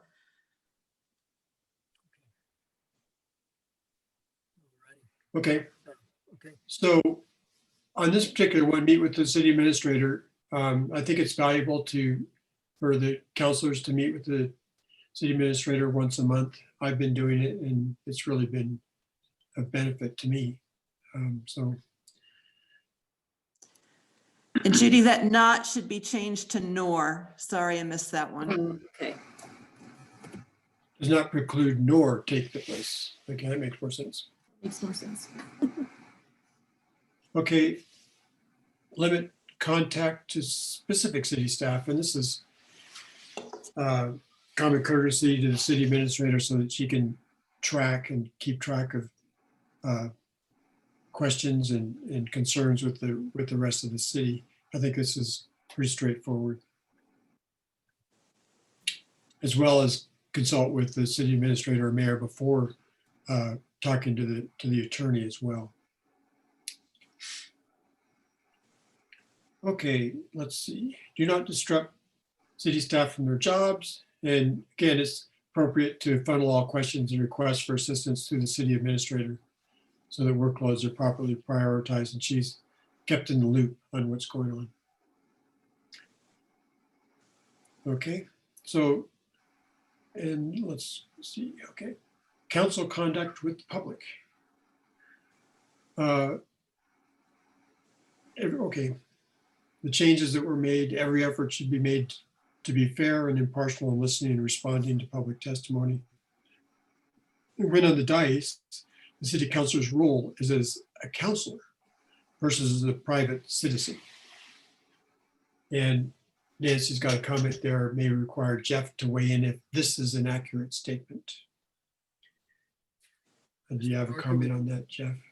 Mr. Parker, would you like to speak to that? No, I think it's accurate. You actually don't lose that role when you are not on the dais, but clearly when you're acting in your capacity as a city council member in a public meeting, that is the role you're in, not a private citizen. So I think that's generally accurate. Okay, good. Thank you.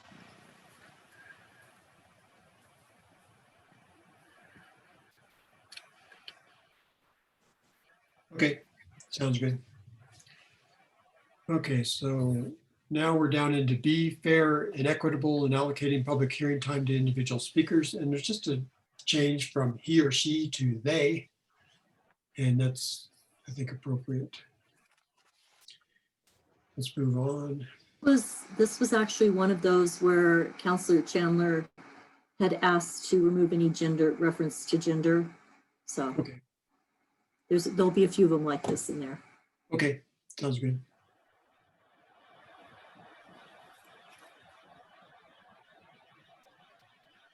Council conduct with other public agencies such as PPACG, PPRTA, and Fountain Creek Watershed District. Okay, here again, we have gender changes from his or her to their. Council conduct with boards, committees, and commissions. If attending a board or commission meeting in a non-appointed council liaison role, council members may attend, blah, blah, blah. Okay. And the comment from Nancy has asked Jeff if this is an appropriate business practice. And the comment is, or the sentence is, however, if the board or commission is conducting a public hearing, the council members shall remove themselves from the proceedings. Give me just 1 second to read the whole paragraph.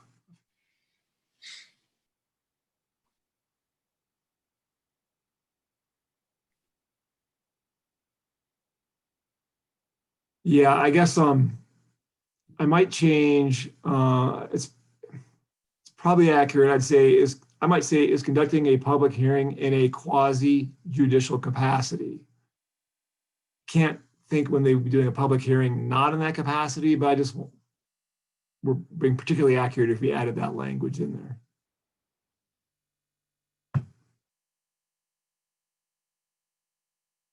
I have a question. Wolf? May I? Yes. I don't think this was intentional, but I think the way this paragraph reads, I don't see why it says a non-appointed council liaison role. I think that creates a problem because if you use that language in the first sentence, then it sounds like the second sentence is referring only to non-appointed council liaisons, and therefore an appointed council liaison could theoretically stay during the public hearing that is in a quasi-judicial role, which is illegal. So I don't think it's written well. Do you know what I mean? You know what I mean, Jeff? Yeah, I think that's a good point. I'm just trying to think of when a liaison, in any quasi-judicial matter that it could, all of them can be appealed or they would go to the city council for review. So I do think that that's a better edit, just to get rid of that entirely. And you basically, any council member in a board or commission meeting where there's a matter that could go before them should not be in the meeting for that part of the hearing, or that part of that matter. So I agree. So you're proposing to take out the in and unappointed council liaison role? Is that what I'm hearing? Yeah, I'm just taking a look at the rest of the paragraph.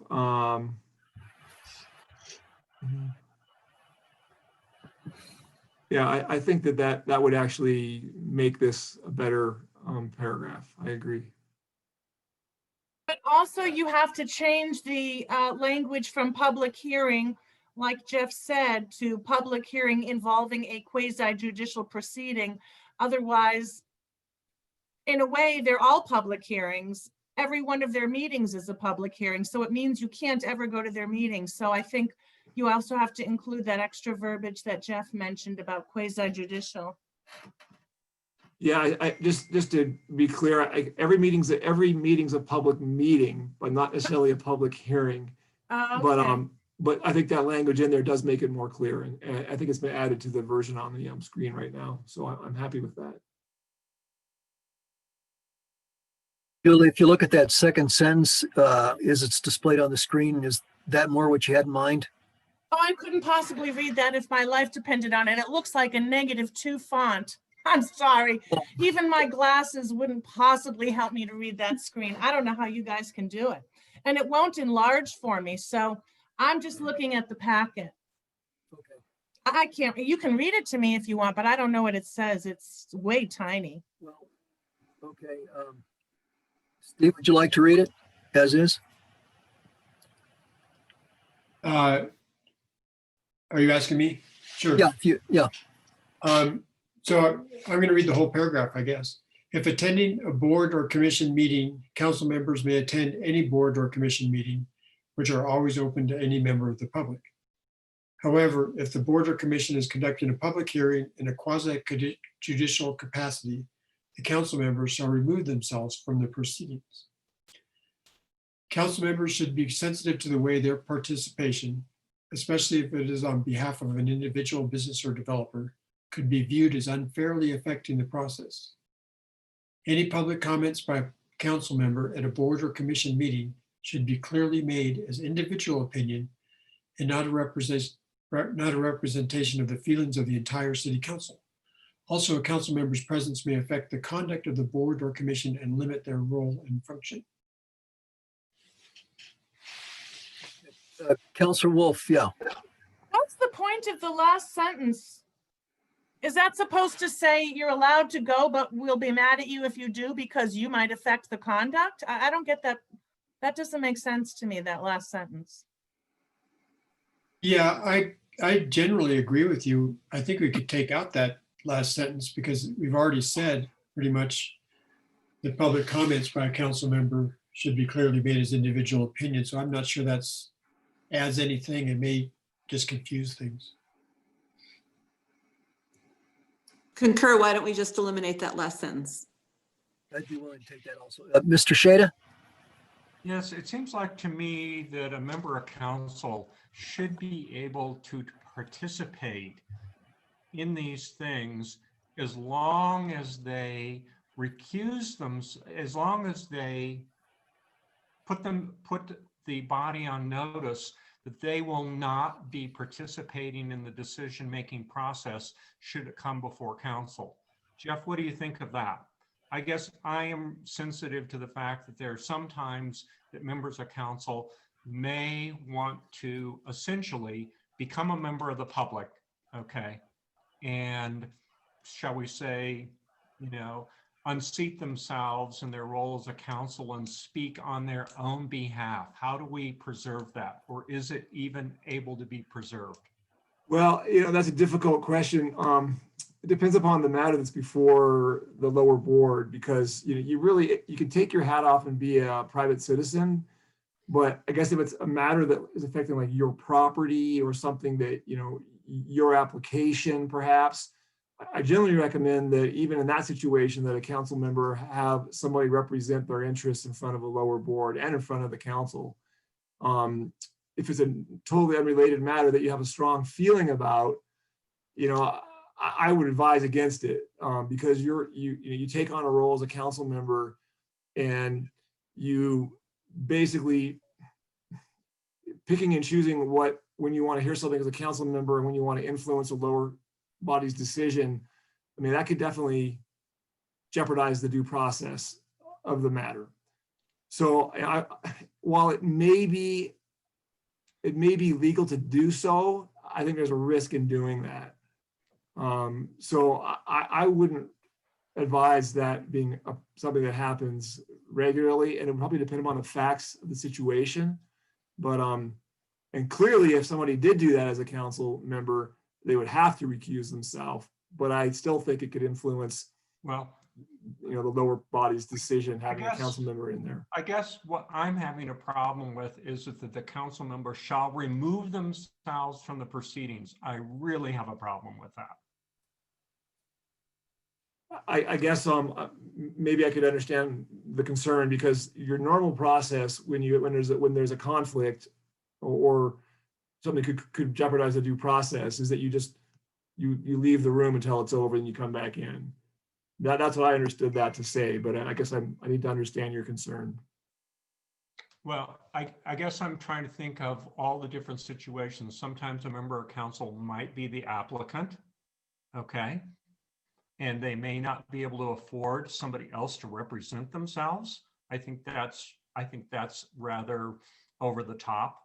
Okay, I think I guess I've seen this happen in going on my 9th year of city council, where this happens, and council members unseat themselves from the dais, go and sit in the audience and participate like an audience member.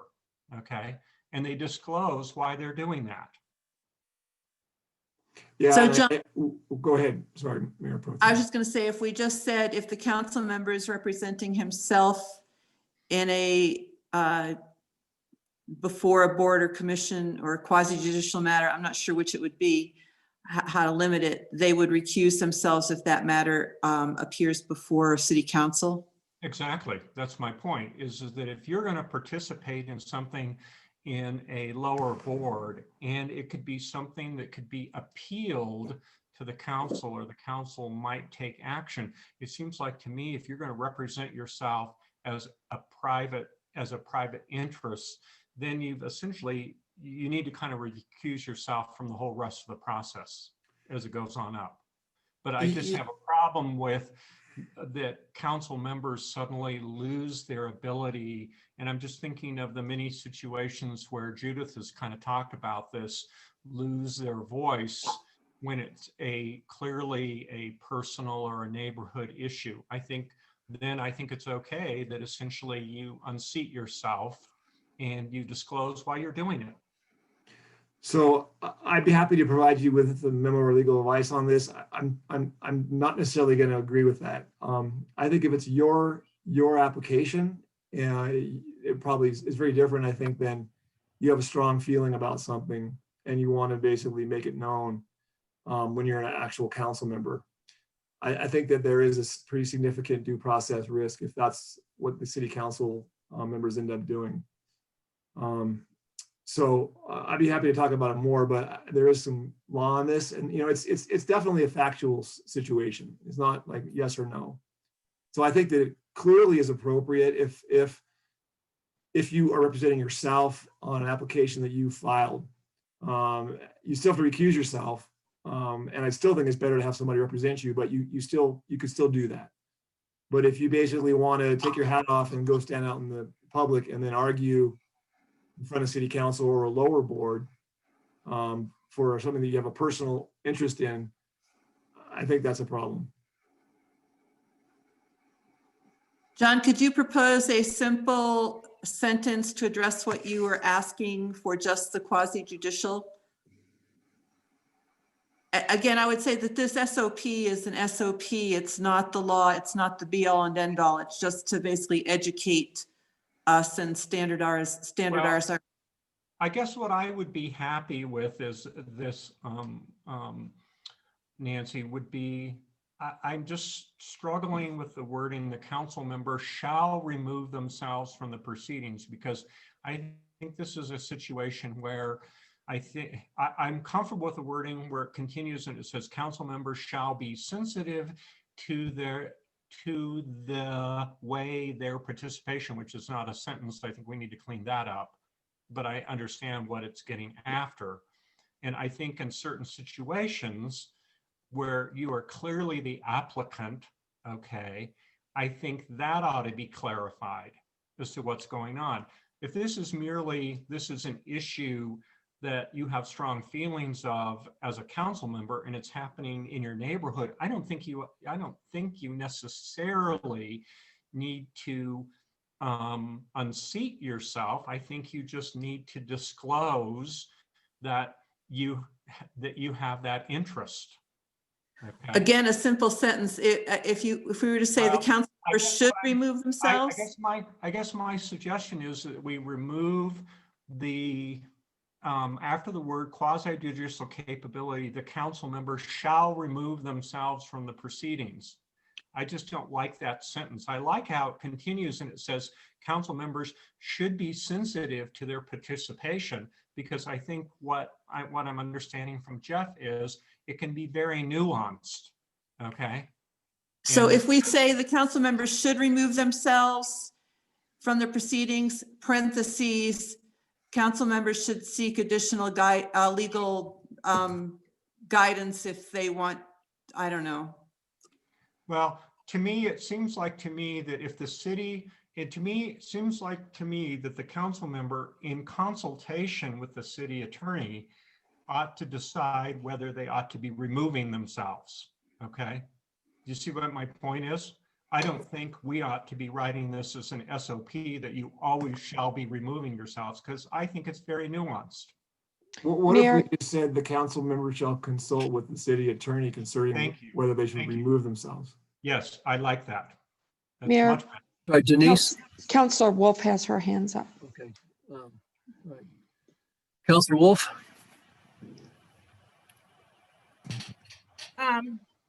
This is a question for Jeff.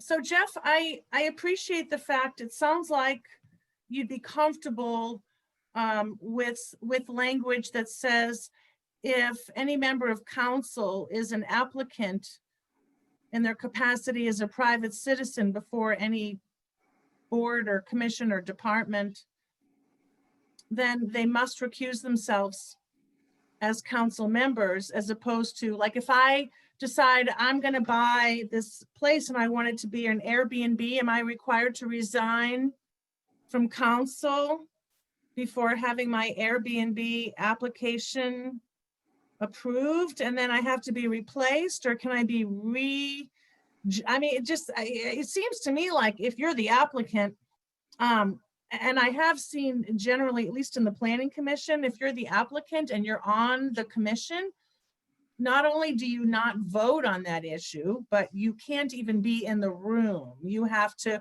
and it may not be you're represented by a $350 an hour lawyer. You might be represented by your architect or your wife or, you know, anybody who wants to come in and pitch your case. But you have to leave the room so that you're not like blaring at all your buddies on the dais. But I do have a question though, with the suggestion that was just made.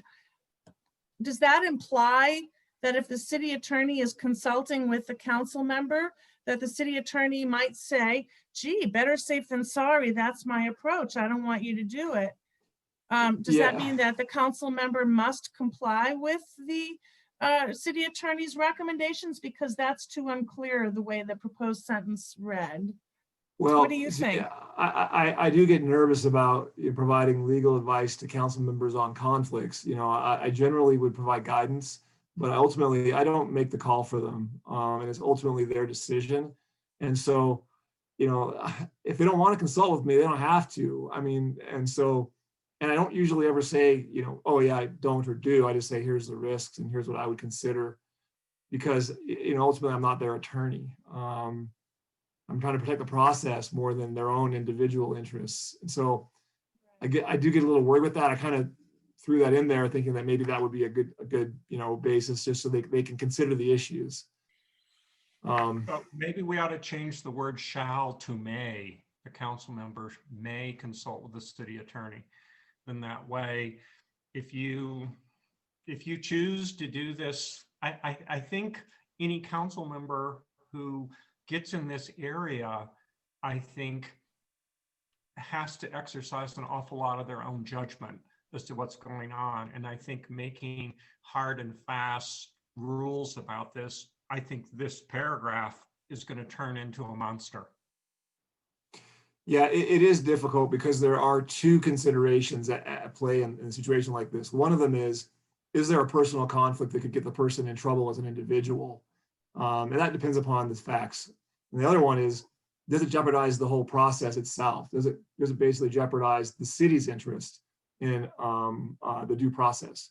And so I'm more concerned with number two, because that's my job. Number one, I don't want any of you to inadvertently get in trouble. So I'm happy to, you know, give you a heads up, but that's not my job. So I think some kind of, you know, heads up here, some kind of guidance in this guideline, and then each situation is going to have its own facts, and I'd be happy to provide input as it comes. Councilor Wolf? This reminds me of recently we were informed by you, I think, Jeff, that it was up to the individual city council member to decide whether to recuse.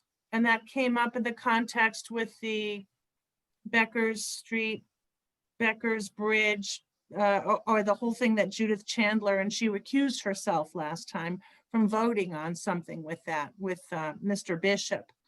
It seems to me that this paragraph as written would suggest otherwise, and that it's not up to the individual council member to determine whether he or she should recuse. So if we're going to change that rule to somehow all of council is going to decide if you have to recuse or not, that needs to be spelled out, because I see this as a problematic paragraph.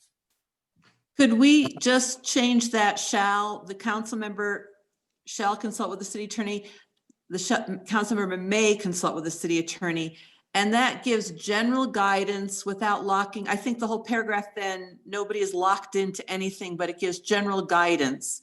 Because Councilor Shada is correct, is that this is nuanced, but the intent of the SOP is to give general, you know, is to educate. And I think that this paragraph does educate, because it's not just for, the paragraph was intended not just for quasi-judicial matters, but whenever a council member was in PARAB or HAB or any of the other boards and commissions, not to overly, and I have seen council members who go into those committee and board meetings, and on occasions I've seen them become very overbearing and directive, which is inappropriate. And I think that that's what part of what this paragraph was trying to get at as well.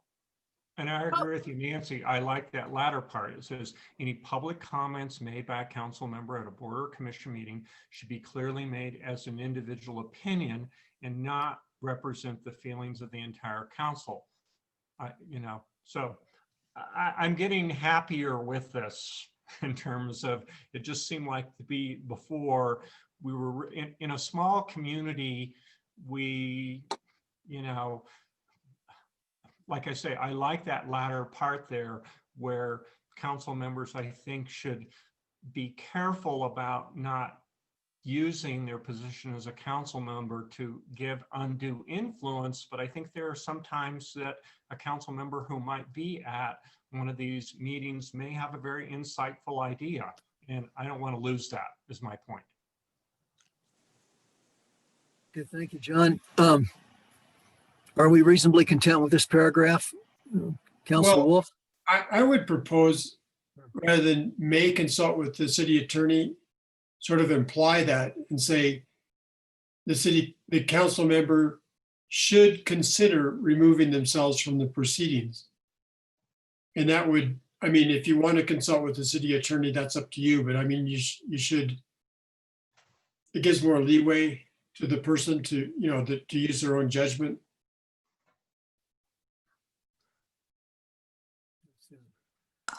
Okay, and Does that make sense? No, No. I don't think so. I think it's better written the way it currently is. Okay. well, just Sorry. changed here, so. No, she returned it. I can take Nancy's suggestion or I can take Steve's. To me, it somewhat means the same thing to me.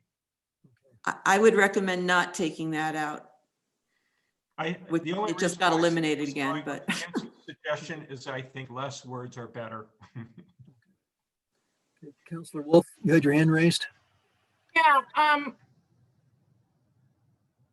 with respect to the discussion that's going on about the last few sentences, are you all going to leave the sentence in that says that you shall remove yourself? Because that seems contradictory to what you've just been discussing. So it's either you shall remove yourself or you shall think about it.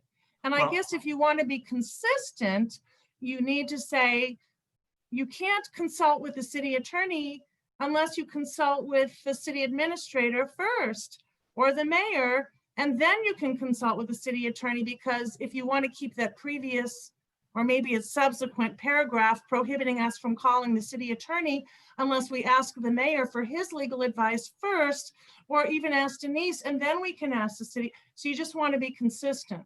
But the shall remove yourself from the proceedings seems contradictory to the language you guys are talking about. So if you like the language you're talking about, you need to modify or remove that sentence. That was already modified, Julie. It now says the Oh. council member may consult with the city attorney whether they should remove themselves from the proceedings. Oh, I heard that, but I didn't hear that we're also eliminating that entire sentence. So then now it makes sense to me. Thank you. Julie, can you see the document as Judy Morgan is modifying it? Or if you're looking at the packet, you're not able to see the app updates that are being made dynamically. So that could be somewhat confusing. Oh, good point. I'll try to read it. Hold on. Yeah, that's fine. I understand what Nancy said. May I make a suggestion to Judy that you go up into view there and see whether you can change the zoom level? Yeah, Mr. Shea, you're speaking to Julie, are you? No, I'm speaking to Judy. To Judy. In view, I think you can change the zoom level. Maybe not. Yeah, maybe try 200% or something like that. Maybe then she can read that. I'm jealous that you all can read that, but I can see it now.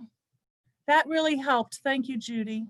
The other thing, Judy, is you can use your up arrow over there to the right-hand side and get rid of all of that acreage for all the layout stuff. Immediately below the word comments. That can all go away. And then somebody who like Julie, who has limited screen, she can see more of it. Oh, thank you. There you go. Thank you. Cool. All right. Is that better, Julie? Yes, thank you. This is really minor, but is the heading, should there be a period after the bold word meeting? Or is that supposed to be a sentence? That's not a sentence. You could put a colon after. Yeah, something like that, so it doesn't look And so goofy. You could put it all throughout the document. Are we feeling better about this paragraph now? Yeah, does this paragraph allow us to call the city attorney without asking the mayor first, or are we still supposed to ask the mayor first? I don't think that's the intent of this paragraph. That would be No. addressed elsewhere. No, I would recommend that people still go through the city administrator or the mayor to get their opinions, because new city council members who've not experienced this sort of thing, either the mayor or the city administrator could probably provide some very good, not legal advice, but guidance on what the risks are. And then they could also say if they need further advice, they could go to the city attorney. Might want to clarify that then, because it just says go to the city attorney. Could say may consult with the mayor or city administrator, and if further advice is needed from the city attorney or something like that.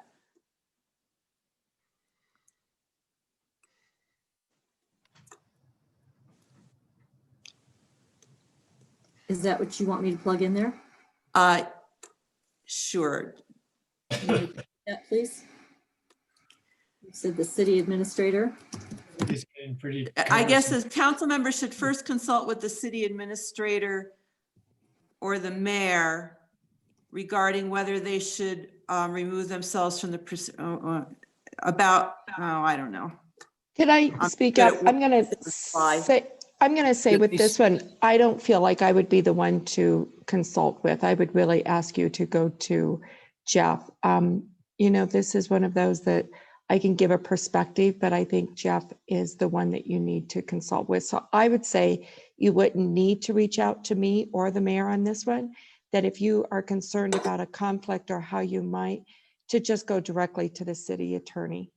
That is Right. my perspective, because I may give a perspective but I would say I think the city attorney needs to really weigh in on it. I guess my thought on that would be, okay, the way the form is now, it reads, may consult with the city attorney. I might entertain the idea of the city attorney, comma, pursuant to accepted procedures, comma, and then whatever we decide as far as the rules for, or the procedure for contacting the city attorney will be at least internally consistent. So I don't think this paragraph would then be at odds with however we decide to, whatever our rules will be for contacting the city attorney. I think it should be accepted rather than acceptant. Yeah, accepted, yeah. Oh, so John Mayer, that means you do want people to contact Denise, even though she doesn't want them to contact her? No, what I'm saying is, pursuant to accepted procedures. Well, the acceptable procedures are in this document, and the acceptable procedures in this document says, don't call Jeff unless you call the mayor or Denise first. So I'm just trying to get clarification. Yeah, I understand, and that's the way it's stated now. Yeah, so that's true. We'd have to. But at least notify the city. I mean, I think that language would work, and just notify the city administrator or the mayor that you're going to call the city attorney on this particular issue, so that they'd be aware that a charge is going to be coming. That would be okay, because I mean, that's largely the intent, is to try and, manage legal fees.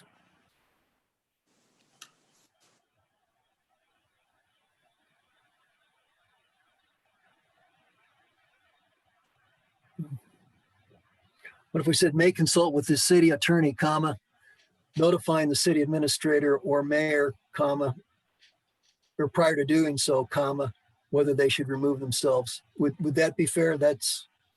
I don't think that would. I think how you had it, just by may consult the pursuant to accepted procedures. I think that says it.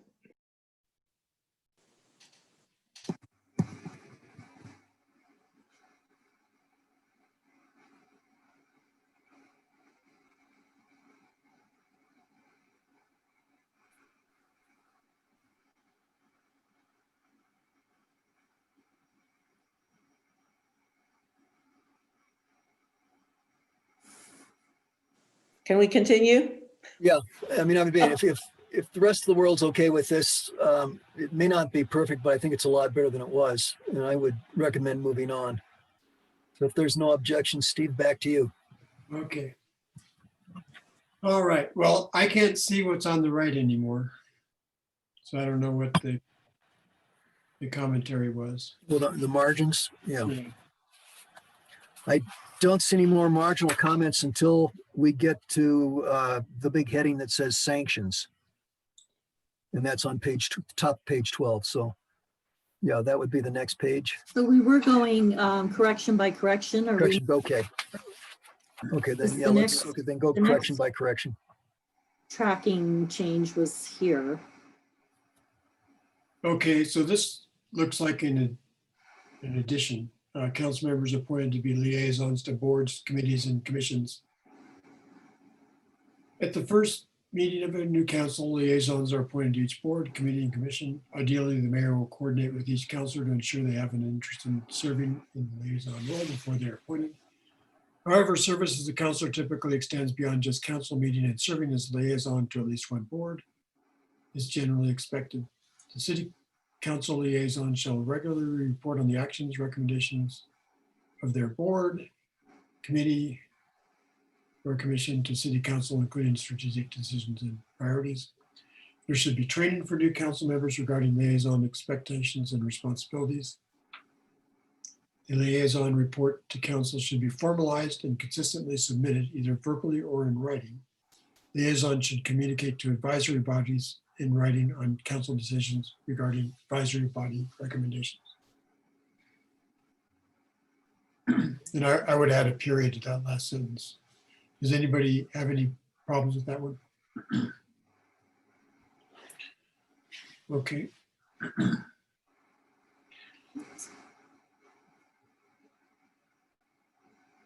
Inappropriate behavior can lead to removal. Inappropriate behavior by board, committee, or commission member should be noted to the mayor, and the mayor should counsel the offending member. If inappropriate behavior continues, the mayor should bring the situation to the attention of the council and the individual subject to removal from the board or commission in accordance with the procedures laid out in ordinance number 1219, which is the law.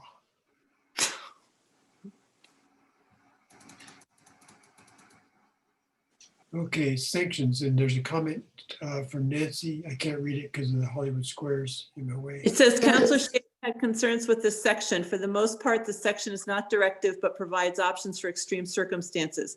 Is there anything that council would like to amend in this section?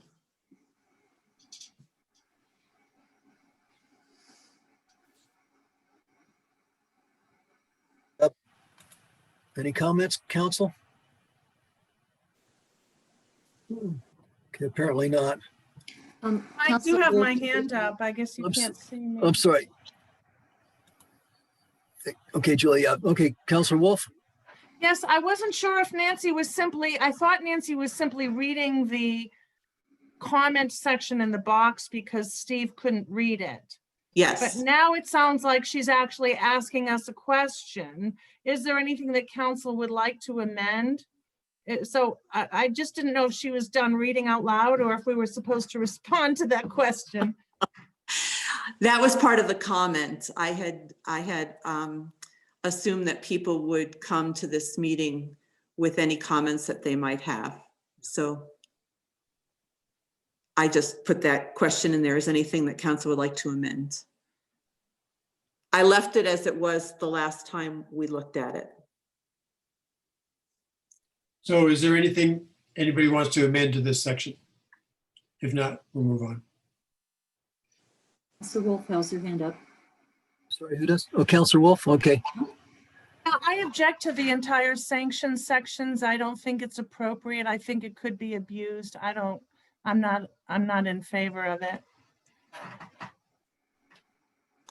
I would suggest again that this is not directive in nature at all. It is educational, and it provides options if there are extreme circumstances.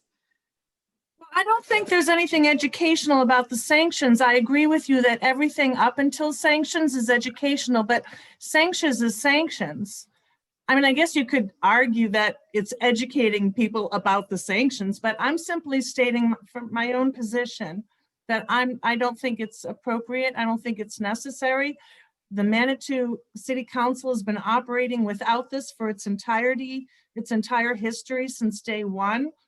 I really don't even know why this is more important for us to talk about than all of the other important things we should be handling for our residents. I'm not in favor of sanctions. The third paragraph there, council members' behavior and conduct, a good portion of that cites the existing law. So, and that's been on the books for quite a while. So, Right, and I'm fine with existing law, but I don't believe in repeating it or adding to it or elaborating on it, or, making it maybe more confusing than the existing law. And then we have to decide, would the existing law be the law, or would the sanctions be the law, or a little bit of both? But I understand, I see that. I've read the whole thing, and I'm aware that there are citations to other codes. thank you. Any further comments on this section? If not, let's move on. Mr. Bremner? Okay.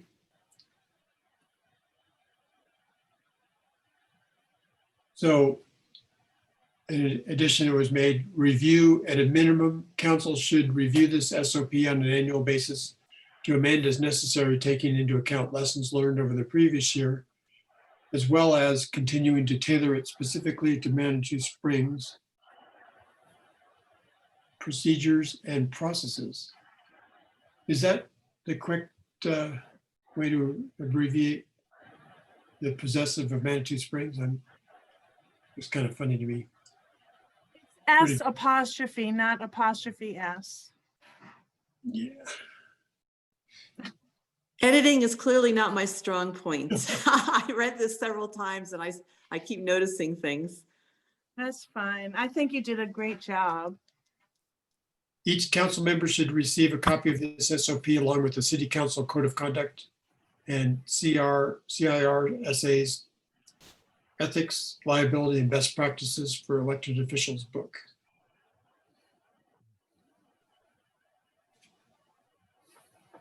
Any problem with that? Okay. We're almost done. We just have, Okay, and these are all recommended items. Learn all you can about your city, its history, its operation, its financing, do your homework, know your city charter, ordinances, and budget. Dust off your comprehensive plan.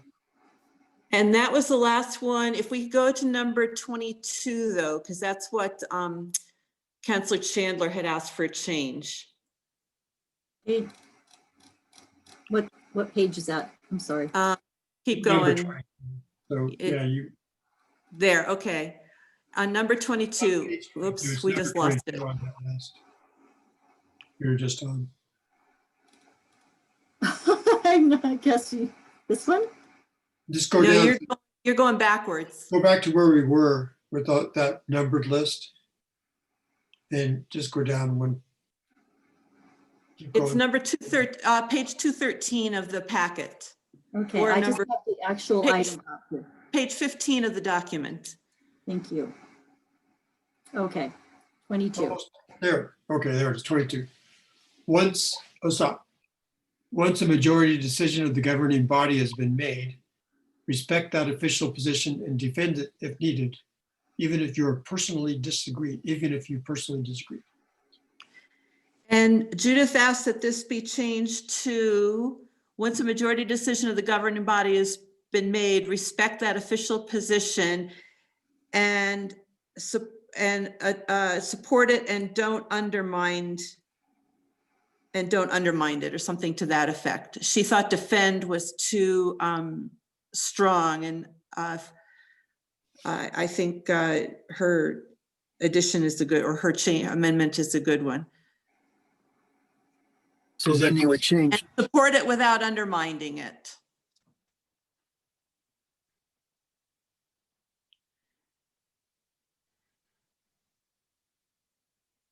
Mayor, Counselor Wolf has a comment. Yeah, Counselor Wolf. Leave About- even if you personally disagreed. Just take out the defendant. Sorry. This is a tricky one. And maybe it's okay that it's too vague for me to know how it could possibly be applied. But if it's going to be something other than useless, I'd like it to be clear. So what does that mean? So for example, if Jack Elder were to contact Nancy and say, I'm just curious about why you voted no on this issue when you lost, that you were in the minority, are you allowed to answer the question?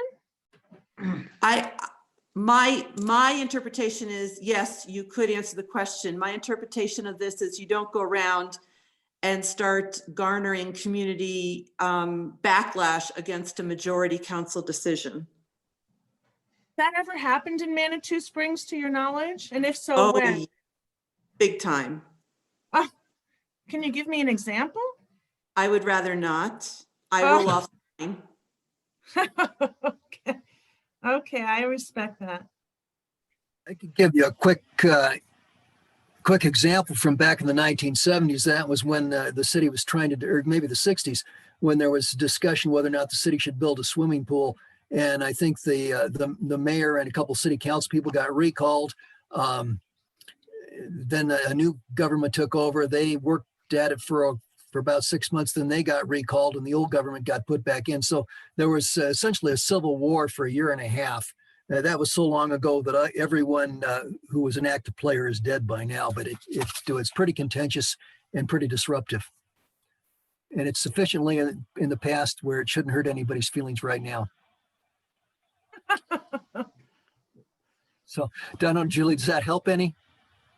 Oh, yes, thank you. I just wanted to make sure it wasn't squelching any First Amendment rights to be able to explain respectfully why you may have disagreed with the majority, and you can still be respectful of the majority. And I think that comes up a lot. At least it used to come up when I was on the Planning Commission, where we would say to the public, we didn't pass these laws, and some of them we really disagree with, but we're enforcing them, even though we're unhappy about the outcome, because we're here to follow the law, and we respect the law, even if we disagree with it. So I think this sentence is doable. I just needed clarification that about this business about defending it, or make it sound like you think council made a great idea and you made the wrong decision. And, I didn't want all that business involved. But if you can be respectful and, stating your position, I think that's what is expected of us. Councilor Shada has his hand up, Mayor. Mr. Shada? I guess I would feel more comfortable with 22 just reading, once a majority decision of the governing body has been made, respect that official position, period. To me, I think the rest of this whole business gets into a whole gnarly business of whether you're undermining it and the agendas, because I think there are some situations in which council makes decisions, and I think it's okay for a member of council to possibly 2 weeks later, a month later, or whatever, begin a process to reconsider it. And to me, I have a problem with this word undermining it. That just seems really, I'm very uncomfortable with that.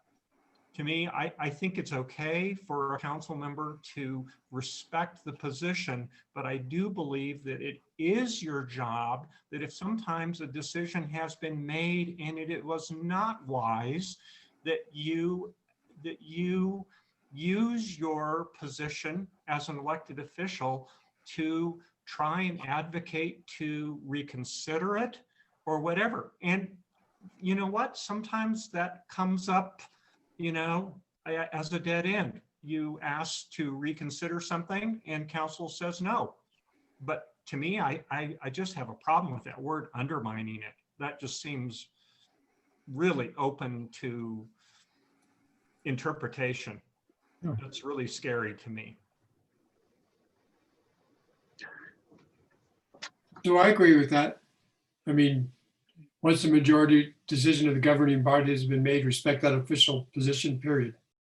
Yeah, and I just think the rest of that is all, of course, you're going to personally sometimes disagree on something. I think that goes without saying. How would I disagree otherwise? As a corporation or an LLC, or what's the deal? So, you know what I mean? John, and I would just say that I completely agree with you that council decisions should be made or should be made and respected, and that it is up to council if they want to reconsider that decision, but that should be done on the dais. And it's just been my experience where I've seen it done by individual council members behind, again, organizing community members against a council decision. And I find that very,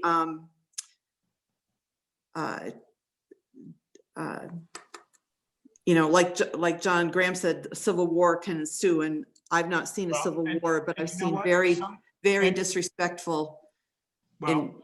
And I totally don't agree that that is sometimes something that has to happen. I don't see how putting this in here is going to prevent that from happening.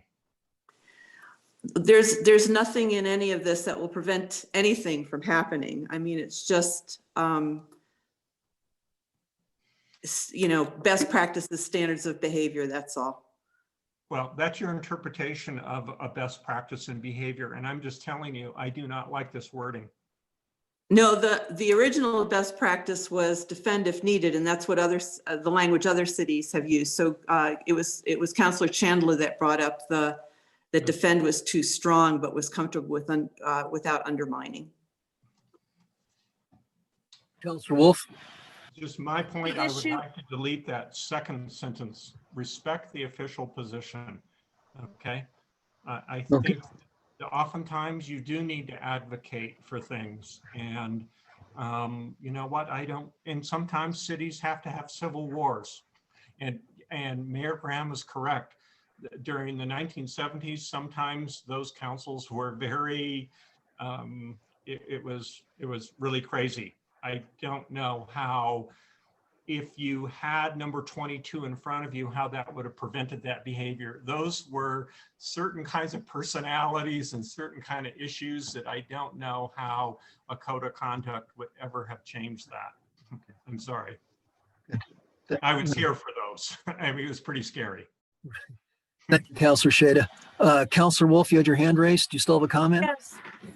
I have democracy concerns about the way the word undermining, I think using the word undermining in here is undermining our democracy.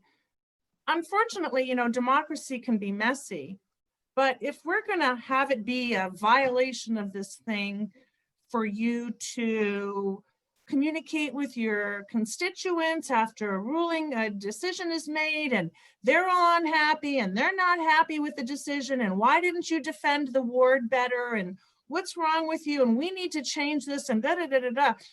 I mean, that's what democracy is. We're not a dictatorship. That would be clean and easy.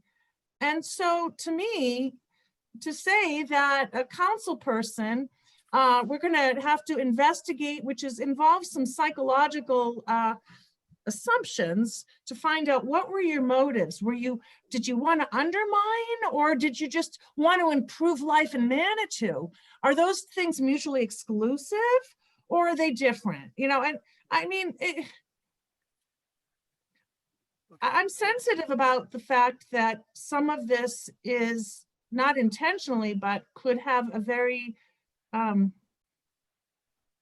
of a dampening effect on people's rights to communicate with their residents and their constituents, and to take legal, lawful, democratic action to either do a protest march peacefully or bring the issue before council again, or whatever it might be. That's what democracy is. And yes, it gets messy sometimes, but I don't like to see sentences that reduce those democratic ideals, because I think they're crucial. I think they're a foundation to our entire system. That's why I get so emotional about some of this stuff, is because I think it can be used. And some of it reminds me of the McCarthy era, where everyone may have been very well intentioned, but in fact, the way it gets used can be very abusive. And I'm sensitive to not overstepping with our language.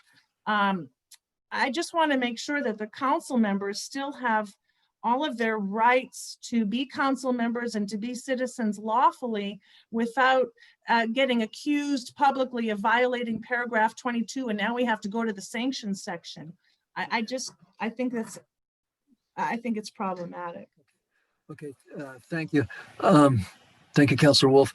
Mr. Shada has suggested we take that sentence 22, take the sentence once majority decision and end it with official position period. I believe Mr. Bremner was also supportive of that. I would be supportive of that. I think it simplifies things without really compromising our abilities or personal privileges very much. Would other members of council be opposed to that? Is there anyone who would be opposed to that? Well, I would, but I'm sorry, but was that Nancy? yeah, but Okay. you already know that, so. Yeah, right. Obviously, I'm in the minority. Well, I mean, we can try and make things perfect, but I think if we make things pretty good, we're making progress. Well, I would propose that we just simplify that and end the sentence with that official position period. So as far as I can see, Nancy's the only person really opposed to that. If it's okay, we could continue on then, Mr. Bremner. Alrighty. That's it. Okay, great. Council, and I noticed in the audience that Neil Mensch had his hand raised at one point, so I guess I would be, if council has no objection, I'd like to give Neil an opportunity to make a quick comment. Neil, if you're still interested. Neil, if you're still interested, raise your hand. I'm sorry, I'm actually fasting and I clicked the wrong thing. See, Judy, can you bring Neil over to where we can actually hear him? I did. Okay. I actually allowed him to talk. I don't Okay. think he's aware of that, so you might want to. Okay, sorry about that. So I'm actually multitasking and I clicked the wrong thing. So Okay. I'm fine. Thank you. Yeah, Neil. Yeah, so Neil, we saw you had your hand raised there. If you still have a comment, if you could be fairly brief. We actually do need you to give your address, please. Okay. Can you hear me? Yes. Okay. Neil Minch, 151 Clarksley Road. I'm actually multitasking and I clicked the wrong button, so I do apologize. So Okay. I don't have any comment. Oh, you don't? Okay. All right. Thank you then. So Okay. John, we have the resolution now. Beg pardon? We have the resolution to vote on if we want to adopt the standard of Wait. conduct as amended. We do. Okay. So do you want to make a motion? Was that a motion, Nancy? Sure. I move that we approve resolution number 3222, a resolution of the City of Manitou Springs, Colorado, adopting the SOP for the City Council Code of Conduct with the amendments as made by our city clerk this evening. We have a motion. We have a second. Second. So we have a second from Mr. Bremner. Okay, we have a motion, a second. Do we have any further discussion? Looks like we don't. Mr. Shada. I still, like Councilor Wolf, I will be voting against this if that sanction remains in there. I think that is way over the top. Okay. if the intent of this thing is to give guidance, then I think it should. And, but I think that is way convoluted, and I just have a real problem with that section. I think that's just, that's a showstopper for me, and council can go ahead and vote on it, and I will respect like number 22, okay? The vote. Right. Thank you. Thank you. Counselor Wolf. You're muted, Julie. I don't know if this would be helpful at all to council or if it would make a cleaner record, but picking up from Counselor Shada's comments, if we could bifurcate this where we first vote on everything up until the sanctions section, I would vote yes. But if you want it to be an all or nothing, I'll be voting no. So I just didn't know if that would somehow make council feel happier if we could have unanimity. We could unanimously vote on the first part, and then we can have our disagreement or a separate vote as to the sanctions section. That's just an option. Either way is fine. Okay, all right, thank you. Any further discussion? So the motion is to approve the resolution, or excuse the SOPs as they were updated here by the city clerk. The motion is second. All in favor, say aye. Aye. So we have 4. All opposed, say nay. Okay, so motion passes 4-2. And I would just assume that the minutes reflect why Councilors Wolf and Shada voted against. Because I think it's a valid thing to keep a record of, that they were generally supportive of it other than the one section. No, I think that's a good point also. Good, thank you. Okay, so now we're at receiver act on council correspondence. Do we have anybody who wants to go first? Mayor Pro Tem? Sure. The match board, you got an email from them last Friday from Neil Minch, and he is on the line if we have any questions. So I would just like to, I told them that I would ask council if you would like a personal update between now and when they start the application process, or if you're comfortable with the progress that they've made and the updates that written updates that he's been providing are sufficient for them to keep moving forward with their process. And he is available if anyone has any questions this evening. Otherwise, I think they've done a really excellent job. I personally don't think that they need to come to council. They've come to council for the really important things that we've given our input on. And the rest of this is just the application, the online application. They're doing an informational session on the December 3rd. They've done a rating rubric. So it's really kind of internal how they're going to gather the applications and grade those applications for determine who will be awarded the grants. Right. Thank you, Mayor Pro Tem. So am I hearing that it's not necessary for the match board to come back and do a formal presentation between now and January? Council knows. Is the information sufficient? Yeah. Yeah, if council has no objections, we could, in my opinion, we could probably do without and trust them to continue to push forward. But if anyone wants them to come to a work session, now'd be a good time to state that. Does anyone here want to have the match board make a presentation or report at a work session? Okay, I don't see any interest in doing that. So I think they can push on and that sounds good. Okay. Anyone else? Any council correspondence?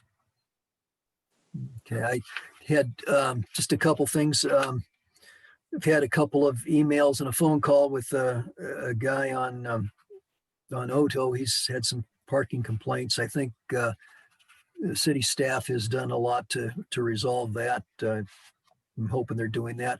I also talked to a banker who's interested in possibly opening a bank here in Manitou. The finding a location is a little bit problematic, but there's not a whole lot to report on that. So that's all I've got. Anyone else? Looks like we don't. Okay, thank you. Let's go on to the city administrator's report. Mr. Cheney? I just want to report that the MAPS program is moving along. It's currently with CDOT and PPRTA for approval. And so hopefully we'll start seeing that happening in the next few weeks. Thank you. That's all I have tonight. Okay, great. Thank you. Denise? Sorry. As we all know, COVID-19 continues to change daily. So we're working with the county on that and trying to keep you guys updated as I get updates. So I'll continue to do that. Also want to remind the public that on the 19th is one of 3 meetings with GFL. And the Zoom meeting is on the Zoom link is on our Facebook. So it's a public meeting with GFL and to talk to them about the concerns or issues that the public may have. And then I just want to say this is the last meeting before Thanksgiving. And I want to take a moment really to thank the residents, the businesses, the teachers, the staff, and you as council for all that you've done. This has been a tough year for all of us, right?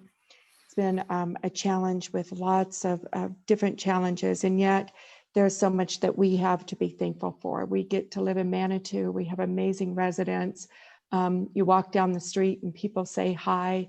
And if somebody's in need, an email happens or somebody delivers some food or whatever that may be. So I just want to say thanks to everyone and thanks council for your leadership through a very challenging year. And thanks to city administration for all the hard work and the leadership you provided. So thank you. We very much appreciate it. Okay. Good. The next item of business is an executive session. I'll read the notice here and then we'll entertain a motion to go into executive session and the procedure for doing so. This would be an executive session to hold a conference with the city attorney for legal advice pursuant to section 5.1C of the Manitou Springs City Charter concerning employee compensation under the Fair Labor Standards Act. That said, I'd entertain a motion to go into executive session. We have a motion from Mr. Shade. Looks like a second from Councilor Wolf. Very good. We can do that. So at this point, I would ask the attendees to remove themselves so we can go into executive session. We'll need to have city council remain, Denise, Mr. Cheney, and of course, our city attorney, Jeff Parker. Judy, did we do an extra session or no? I did. I set it up as we've done other executive sessions, which I can send the link out here. And that has a waiting room. So the only people that get brought into it are people who are, you have to let them into it. So that might be an easier way to manage the executive. Okay, that would be great then. If we could log out then, and then you would need about 5 minutes to change over. Sure. Okay, so we could take a real short break if you want, and then we'll be back about, let's say 9:05, log in. Okay, thank you. And for the attendees. Denise, it's Council and Denise and Jeff, correct? And Roy can join us. And Roy. Got it. Thank you. Sorry.